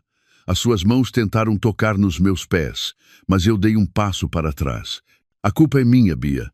Sei que agi terrivelmente. Sou um demônio. Admito a minha culpa, mas por favor, Bia, por favor. Ela chorava tão histericamente que os seus ombros tremiam. Levantat, disse com voz fria. Não, Bia. Não me levanto até que me perdoes. Eu disse, levantat. Repeti, mais bruscamente. Esnojanta. As minhas palavras fizeram-na estremecer. Ela olhou para mim com os olhos molhados. Gonçalo, que até então estava parado como uma estátua, finalmente moveu-se. Puxou a Mafalda pelos ombros, forçando-a a levantar-se. Beatriz, disse Gonçalo com voz pesada, nós viemos aqui não para... Para quê? Interrompi. Para pedir desculpa ou para pedir dinheiro? Gonçalo estremeceu, como se tivesse levado uma bofetada. A minha carreira está destruída, disse ele baixinho, olhando para mim. Aquele correio eletrônico, foste tu? Tu enviaste-o para o meu escritório. Não confirmei nem neguei, apenas o encarei. Fui despedido, Bia, despedido. O meu nome está manchado. Estou na lista negra de todas as empresas financeiras. A minha vida acabou. E o meu negócio faliu. acrescentou a Mafalda, a soluçar e a esconder-se atrás das costas do Gonçalo.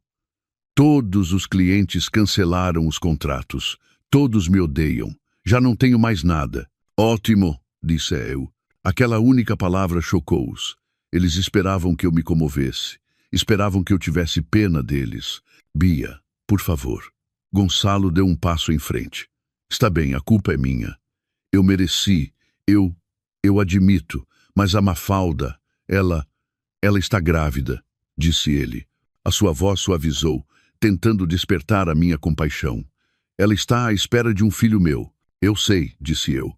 A Ana já me disse. Gonçalo olhou com alguma esperança. Então, por favor, Bia, por esta criança inocente.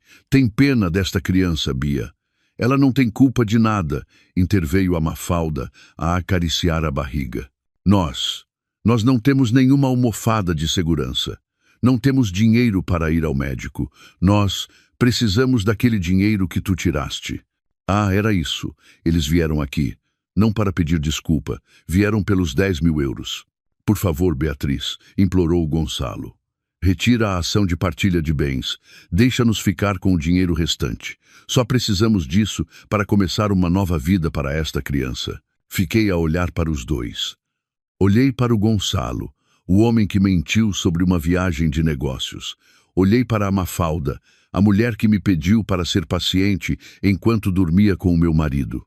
Olhei para a sua barriga, onde estava uma criança concebida sobre as minhas lágrimas. Eles pediam-me para ter pena daquela criança. Onde estava a pena deles quando planearam tudo isto? Onde estava a consciência deles quando gastaram os meus 40.000 euros? Esta criança, disse eu finalmente.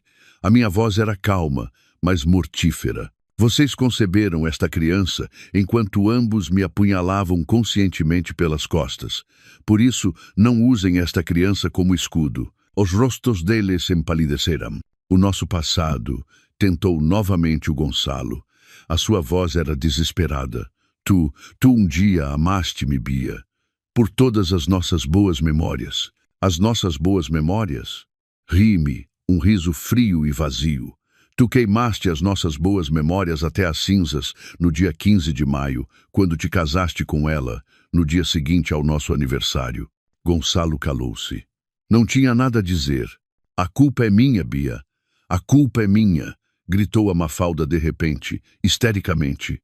Atirou-se para a frente, tentando novamente abraçar os meus joelhos. Eu faço o que for preciso. Vou pagar a dívida, prometo, mas por favor, tem pena desta criança. Afastei-me. Não me toques. As minhas emoções finalmente explodiram. Vocês vêm aqui, a minha casa apertada, depois de me roubarem mais de 40.000 euros, depois de me mentirem durante meses, depois de o meu marido ser despedido por causa da sua própria mentira e a minha amiga ir à falência por causa dos seus próprios atos. Vocês vêm aqui a trazer uma criança concebida em adultério e pedem-me para ter pena? Gritei-lhes na cara. Onde estava a tua pena quando eu chorava no teu ombro, Mafalda?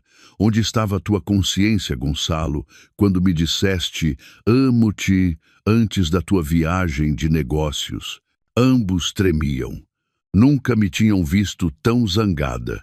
Vocês não têm nada, disse eu. Ótimo. Bem-vindos ao meu mundo de há 3 semanas.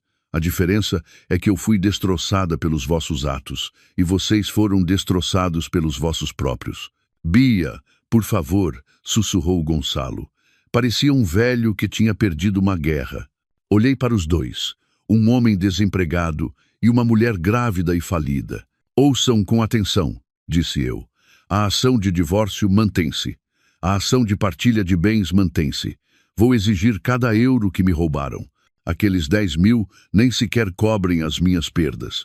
Vou ficar com aquele apartamento, vou vendê-lo e ficar com a minha parte. Mas onde vamos viver? Soluçava a Mafalda. Isso, disse eu, recuando para a porta da minha casa, já não é problema meu. Olhei nos olhos do Gonçalo, os olhos que um dia adorei. Aproveitem o vosso casamento secreto. Bam! Bati com a porta na cara deles. Tranquei a fechadura, fechei o ferrolho. Do outro lado da porta, ouvia os soluços histéricos da Mafalda. Não, não pode ser. Bia, abre a porta. Bia, Bia! E depois a voz do Gonçalo a gritar em desespero. Beatriz, vais arrepender-te. És um demônio, Beatriz. Encostei-me à porta. Ouvi-os a bater na minha porta durante alguns minutos. Depois, os sons foram se afastando gradualmente. O choro da Mafalda tornou-se mais baixo, misturando-se com a voz do Gonçalo a repreender, lá. E depois, silêncio. Eles foram-se embora. Fiquei ali. Não chorei. Já não tremia. Senti-me leve. O último fardo caiu dos meus ombros. Enfrentei os meus demônios cara a cara e venci. Fui à cozinha e preparei uma chávena de chá quente. Pela primeira vez em muitas semanas, senti paz. A sala do tribunal era fria, não por causa do ar condicionado, mas por um frio que se entranhava nos ossos. As paredes eram de um creme baço, e o cheiro à madeira envelhecida misturava-se com um vago odor a desinfetante. Sentei-me direita na cadeira de madeira dura, ao lado da Drá, Laura Vasconcelos. A minha advogada parecia calma como uma estátua de gelo. Dispunha metodicamente os documentos sobre a mesa. Cada movimento era calculado. Usava um blazer cinzento escuro austero, o cabelo impecavelmente preso num coque. Era o meu escudo e a minha espada. Do outro lado, sentavam-se eles, Gonçalo e Mafalda. Se o aspecto deles à porta da minha casa há 3 semanas era patético, hoje era uma tragédia. Gonçalo vestia uma camisa claramente demasiado grande para ele, provavelmente emprestada. O rosto estava cinzento, com olheiras escuras. Parecia um homem que não dormia há dias. Mafalda, por outro lado, tentava. Estava maquilhada, mas a maquilhagem era demasiado espessa, tentando esconder um rosto inchado e pálido. O vestido de grávida largo que usava não conseguia esconder a sua barriga já proeminente. Estava sentada, curvada. As suas mãos acariciavam constantemente a barriga, como se fosse a sua única proteção. Ao lado deles, sentava-se um jovem advogado nervoso que limpava constantemente o suor da testa com um lenço. A Drá. Laura olhou de relance para eles e depois sussurrou-me, sem se virar. Vão usar a cartada da gravidez. Não se deixe provocar. Olhe diretamente para a juíza. Não mostre emoções. Hoje, a Beatriz gelou. Assenti. O meu coração batia descontroladamente, mas por fora eu era uma fortaleza. De pé. O tribunal vai dar início à sessão, anunciou o oficial de justiça. Levantamo-nos. Entrou a juíza-presidente, uma mulher de meia idade, austera, com óculos de armação grossa, e 2 juízes assessores ao seu lado. Sentamo-nos. A presidente abriu o processo. Dá-se início à audiência do processo de divórcio número tal, entre a requerente Beatriz e o requerido Gonçalo. Ambas as partes estão presentes. A requerente está presente, meritíssima, disse a Drá. Laura com voz clara e forte. O requerido está presente, meritíssima, respondeu o jovem advogado. A sua voz tremia ligeiramente. Muito bem, disse a juíza. A mediação foi declarada infrutífera. Passamos à apresentação de provas e petições. Virou-se para o advogado do Gonçalo. Da parte do requerido, contestam o pedido de divórcio e apresentam uma reconvenção sobre a partilha de bens. Correto? Correto, meritíssima, disse o advogado, ganhando coragem. O meu cliente opõe-se ao divórcio, e se o divórcio for inevitável, o meu cliente exige uma partilha justa dos bens comuns. Também contestamos as ações da requerente de congelar e transferir fundos da conta conjunta unilateralmente. Adra. Laura anotava algo em silêncio. O advogado do Gonçalo continuou. Meritíssima, é o meu cliente Gonçalo, a vítima aqui. Estremeci. Vítima. Adra. Laura pousou a mão sobre a minha, pedindo calma. Foi a requerente Beatriz, continuou o advogado, a sua voz a ganhar confiança, como se estivesse a ler um texto decorado, que agiu de má fé. A requerente tinha outro homem. Era isso, exatamente como Adrá Vasconcelos tinha previsto. Objeção meritíssima, trovejou a voz da Drá. Vasconcelos. É uma acusação infundada. Objeção aceite. Advogado do requerido, prossiga com provas, não com suposições, disse a juíza. Sim, meritíssima. A prova é que a requerente chegava frequentemente à casa tarde, sem motivos válidos. A requerente tinha uma conta pessoal secreta, da qual o marido não sabia, o que indica claramente a sua intenção de sair. E o mais importante, meritíssima, na noite em que o meu cliente foi acusado de infidelidade, a requerente não voltou para casa. Ela deu entrada numa pensão. Ele fez uma pausa, deixando a palavra pensão pairar no ar. A pensão econômica, uma pensão barata, de encontros. Por que é que uma esposa decente daria entrada numa pensão assim, sozinha, à meio da noite, se não para se encontrar com alguém? Gonçalo olhou para mim do outro lado da sala, um olhar de puro ódio.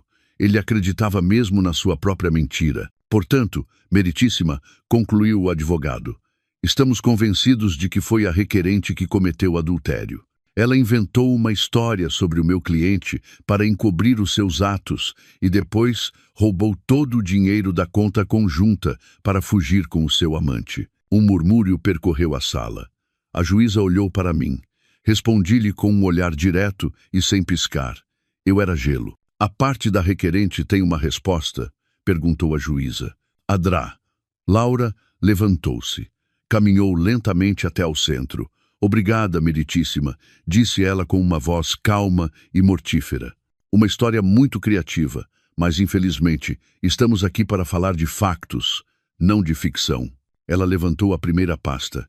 Meritíssima, a parte do requerido acusa a minha cliente de ter uma conta secreta como prova de infidelidade. Apresentamos a prova DUM. É o extrato da conta de ordenado da minha cliente, aberta muito antes do seu casamento. Uma mulher trabalhadora ter a sua própria conta de ordenado, desde quando é que isso é prova de infidelidade? Ela pousou o documento na mesa do oficial de justiça. Em segundo lugar, a parte do requerido acusa a minha cliente de ter dado entrada na pensão econômica para se encontrar com um amante, uma acusação bastante vil. Adrá, Laura virou-se para mim. Meritíssima, chamo a requerente Beatriz para depor. O meu coração quase saltou do peito. Fui até a bancada das testemunhas. Jurei sobre a Constituição. Beatriz, disse Adrá Vasconcelos, pode, por favor, contar a verdade sobre o que aconteceu na noite de 17 de outubro? Respirei fundo. Contei tudo. A mãe doente, o regresso à noite, o carro avariado na autoestrada, a chuva torrencial, como fui à casa da minha amiga Mafalda para pedir ajuda. E depois contei o que vi. Eu bati a porta, disse eu. A minha voz tremeu ligeiramente, mas controlei-me. Quem abriu a porta foi o meu marido, Gonçalo. O silêncio voltou a instalar-se na sala. Como é que ele estava vestido?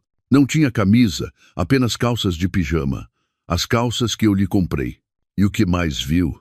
Olhei diretamente para a juíza. Vi a minha amiga Mafalda de pé na escada, atrás do meu marido. Ela vestia apenas um penhoar. Mafalda, no seu lugar, soluçou alto. Mentira, é mentira. Silêncio, gritou a juíza. Testemunha, continue. O meu marido disse então. Ele disse, casamo-nos, secretamente pela igreja há 6 meses. O que sentiu nesse momento, Beatriz? Senti-me destroçada. Tinha frio, estava em choque. Corri. Não sabia para onde ir, não podia voltar para casa, não podia ir ter com a minha mãe. Corri e encontrei aquela pensão. Só precisava de um lugar seguro para trancar a porta. Eu só queria chorar. Uma lágrima finalmente escorreu pela minha bochecha. Limpei-a rapidamente. Obrigada, Beatriz. Pode sentar-se. Voltei para o meu lugar. As minhas mãos tremiam violentamente. Adrá Vasconcelos voltou ao centro. Portanto, meritíssima, a pensão econômica não foi um lugar para um caso extraconjugal. Foi um refúgio, um lugar onde uma esposa, cujo coração acabara de ser esmagado, se pôde abrigar. E agora, continuou ela, o seu tom a tornar-se mais acutilante, vamos falar da verdadeira mentira. Ela levantou a segunda pasta. Meritíssima, esta é a prova I2. uma declaração da entidade patronal do requerido. Gonçalo tirou licença para uma viagem de serviço aos Açores de 15 a 22 de outubro. Depois, levantou a terceira pasta. Prova 3. Relatório do CEF e listas de passageiros de todos os voos para os Açores a 15 e 16 de outubro. O nome de Gonçalo não consta em nenhuma. O advogado do Gonçalo levantou-se de um salto. Objeção, meritíssima. O documento é autêntico e foi obtido legalmente, meritíssima, interrompeu Adrá. Vasconcelos. Então, para onde foi o senhor Gonçalo? Perguntou ela à sala. Nós temos a prova. Ela levantou a quarta pasta. Prova 4. Gravação das câmaras de vigilância do átrio de um hotel de 5 estrelas em Lisboa, datada de 15 de outubro, que mostra o senhor Gonçalo a fazer o registro de entrada, sozinho. Este hotel não fica nos Açores. Gonçalo baixou a cabeça. O seu rosto estava pálido. E para onde foi ele a seguir? Foi para a casa da D. Mafalda, a mesma casa onde a minha cliente os encontrou. É calúnia! Gritou a Mafalda, levantando-se de repente. A sua barriga projetou-se para a frente.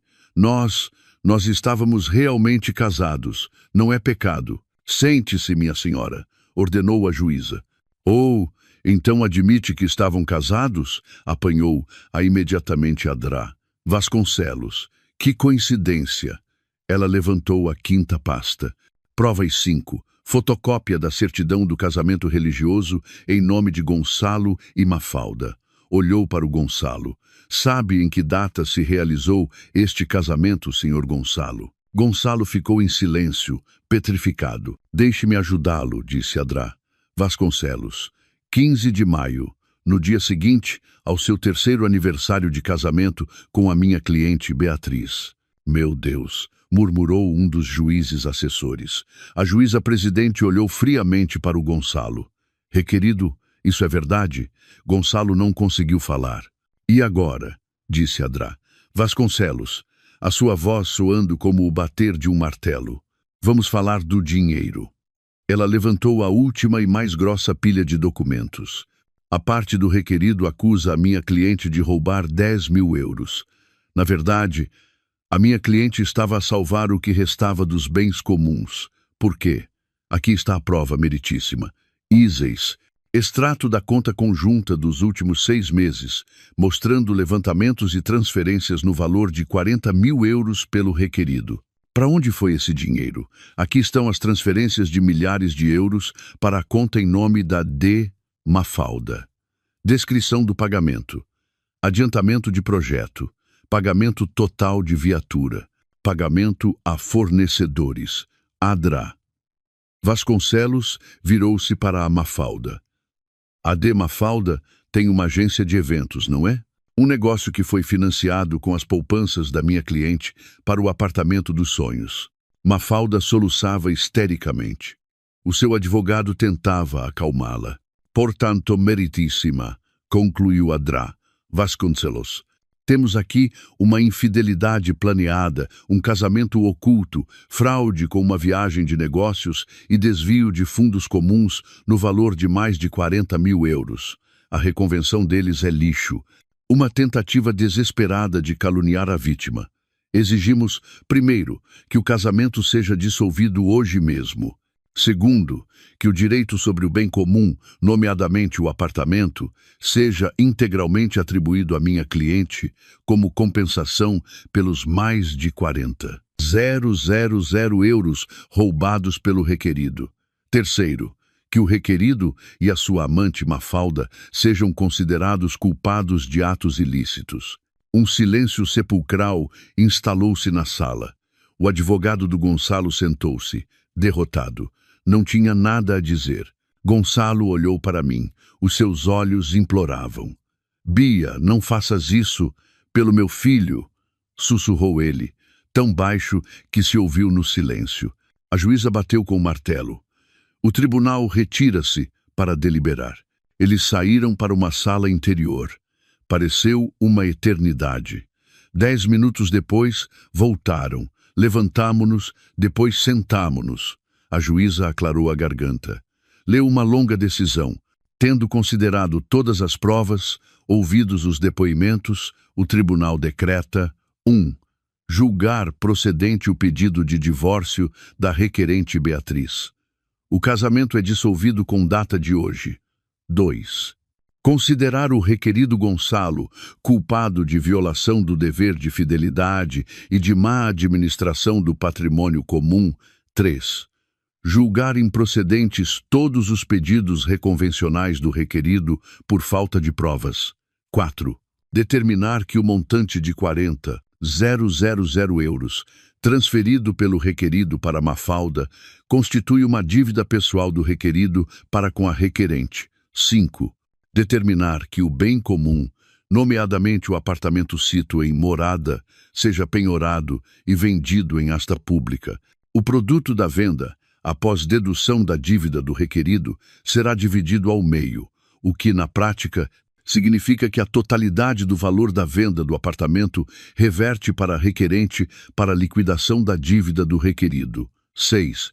Determinar que os 10.000 euros restantes, salvaguardados pela requerente, são propriedade legítima da requerente. O martelo bateu 3 vezes. Toque, toque, toque. Acabou. Eu venci. Venci incondicionalmente. Não! Um grito agudo veio da Mafalda. Levantou-se cambaleante. Não! Onde vamos viver? O que vai ser do bebê? Isto não é justo! Não é justo! Gonçalo puxou-a para se sentar. Chega, Mafalda. Chega. Perdemos. Beatriz, gritou-me a Mafalda. Os seus olhos estavam selvagens. És um demônio. Destruíste a vida do meu filho. Seguranças. Retirem-nos, ordenou a juíza. 2 oficiais de justiça aproximaram-se do Gonçalo e da Mafalda. Levantei-me. Adrá.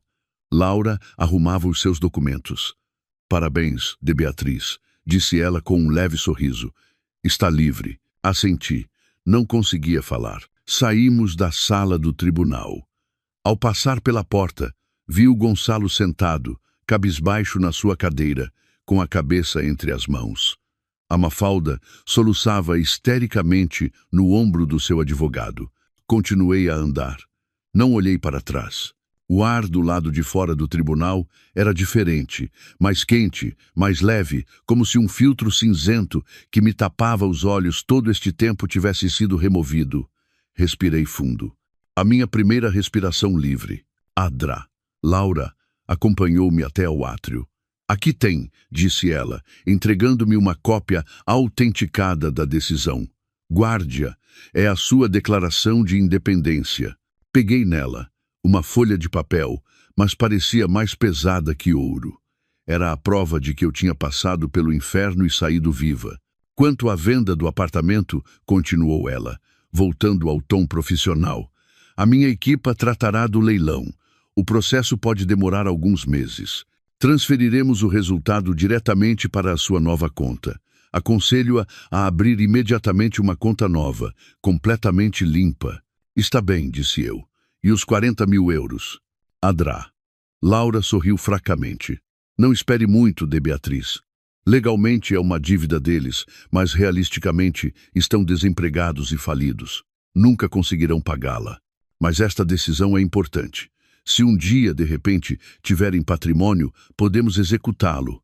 Considere que o dinheiro da venda do apartamento é a sua vitória limpa. Assenti. Eu percebia. O dinheiro foi-se, mas a justiça foi feita. Obrigada, doutora Laura. Por tudo. Salvou-me.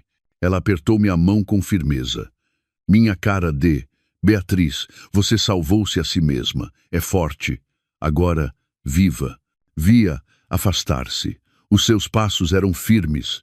Entrou num táxi e partiu. Fiquei sozinha no átrio. As pessoas passavam. Sentia-me como se tivesse acabado de nascer. Frágil, mas nova. Não fui direta para minha casa. Fui a pé, sem rumo. Só queria sentir os meus pés no chão, como uma mulher livre. Olhei para as montras, para as pessoas a rir nos cafés. A vida continuava. E agora... a minha vida também podia continuar. Os meus passos pararam junto a uma pequena florista. À frente estavam pequenos vasos com girassóis, as flores do meu sonho. Entrei. O que procura, menina? Perguntou o vendedor. Quero um girassol, disse eu. Comprei um pequeno vaso. Apertei-o contra o peito durante todo o caminho para casa. Naquela noite, sentei-me pela última vez no chão da minha pequena casa. Este lugar apertado foi o meu bunker durante a guerra. Agora parecia sufocante. Eu precisava de ar. Pousei o vaso com o girassol sobre a mesa. Peguei na certidão de divórcio. Li-a novamente. Beatriz, divorciada. Não, eu era Beatriz, uma mulher inteira. Não senti uma alegria exuberante. Senti alívio, tão profundo, tão silencioso, como um lago calmo depois de uma grande tempestade. Lembrei-me daquela Beatriz anterior, ingênua, disposta a tudo pelo marido, sonhando com uma casa, com uma vedação branca e um jardim cheio de flores. Aquela Beatriz morreu. Morreu naquela noite chuvosa, à porta da casa da Mafalda. A Beatriz de agora era diferente, mais dura, mais fria, mas também mais forte. Era uma Beatriz que se forjou no fogo da traição. Eu sabia o que fazer. Abri o meu portátil. A primeira coisa que fiz foi escrever um correio eletrônico de despedida. Enviei-o a vários clientes regulares. Expliquei que estava a encerrar a minha atividade autônoma em nome individual. Obrigada pela confiança todos estes anos. Estou a começar um novo capítulo. Vou construir a minha própria empresa de criação e concessão de marcas. Cliquei em enviar, sem dúvidas. Precisava de um novo começo, um novo nome, uma nova identidade. Peguei num caderno. Comecei a escrever. Beatriz Criativa. Zenit Concessão. Esbocei logótipos. Pela primeira vez em muito tempo, o fogo criativo reacendeu-se. Não por obrigação, mas por paixão. Vou usar o dinheiro da venda do apartamento não para comprar o antigo apartamento dos sonhos, mas como capital inicial. Capital para construir o meu novo sonho. Um pequeno estúdio, uma equipa, um nome que eu mesma vou construir. Nunca mais vou depender de ninguém. Segundo passo, habitação. Não podia ficar naquela casa. O lugar guardava demasiadas memórias da guerra. Abri um sítio de imobiliário na internet. Não procurei um apartamento com jardim. Procurei um estúdio. Um pequeno estúdio num andar alto, com janelas grandes que deixassem entrar o sol, com uma pequena varanda, pequena o suficiente para mim sozinha, grande o suficiente para o meu girassol. Encontrei uma opção perfeita, num bairro completamente novo, que não guardava memórias do Gonçalo ou da Mafalda. Escrevi imediatamente ao agente. Gostaria de ver amanhã. Último passo. Peguei no meu novo telemóvel, o meu telemóvel de guerra. Olhei para a lista de contactos. Drá, Laura, a senhoria, alguns clientes. Depois, peguei no meu telemóvel antigo, que guardava numa gaveta. Liguei-o. As notificações choveram. Dezenas de mensagens da Ana. Bia, desculpa. Bia, eu não sabia que ia dar nisto. Bia, eles disseram que foste muito cruel no tribunal. Bia, por favor, responde. Estou preocupada. Respirei fundo. Liguei-lhe do meu novo telemóvel. Tô? A sua voz estava surpreendida. Ana, sou eu. A Bia. Bia, meu Deus. Como estás? Como correu o tribunal? O tribunal acabou, Ana. Eu venci. Estou oficialmente divorciada. Houve silêncio. Oh bem, graças a Deus, se for melhor para ti. Bia, sobre eu ter dado a tua morada. Estou desiludida, Ana, interrompi. A minha voz estava calma, não zangada, apenas cansada. Tiveste mais pena deles do que da tua própria irmã. Tu não sabes o que eles me fizeram. Ana, eu só tive pena da criança. Essa criança não é problema meu, Ana. E a partir de agora, eles também não são problema teu. Eles manipularam-te, da mesma forma que me manipularam a mim. Ouviu-se um choro baixo. Desculpa, Bia. Eu perdoo-te, Ana, disse eu. Mas preciso de tempo. Quero começar uma nova vida. Vou mudar de número. Vou mudar de casa. Quando estiver pronta, contacto-te a ti e a mãe. Até lá, por favor, não me procures. Bia, não faças isso. Eu preciso disto, Ana, para sarar. Gosto muito de ti, mas agora tenho de me escolher a mim. Desliguei antes que ela pudesse responder. Tirei o cartão SIM do meu novo telemóvel. Parti-o ao meio. Parti também o cartão SIM do meu telemóvel antigo. Coloquei ambos os telemóveis num saco de plástico. Saí de casa. Fui até a ponte pedonal mais próxima. Havia lá um grande contentor do lixo. Deitei fora o saco. Deitei fora o Gonçalo. Deitei fora a Mafalda. Deitei fora a antiga Beatriz. Amanhã compraria um novo telemóvel. Um novo número. Voltei para casa. Fiquei à janela, a olhar para o meu vaso com o girassol sobre a mesa. Já não bloqueava os números deles. Não precisava. Eles já não existiam no meu mundo. Apaguei-os da minha vida. Eu estava sozinha, e pela primeira vez na vida, a solidão parecia tão pacífica, tão forte. Espero que esta história desperte o seu interesse por questões sociais. Se o comoveu, deixe um gosto, comente, partilhe e subscreva o meu canal. Vamos juntos espalhar energia positiva e proteger a luz. Obrigado.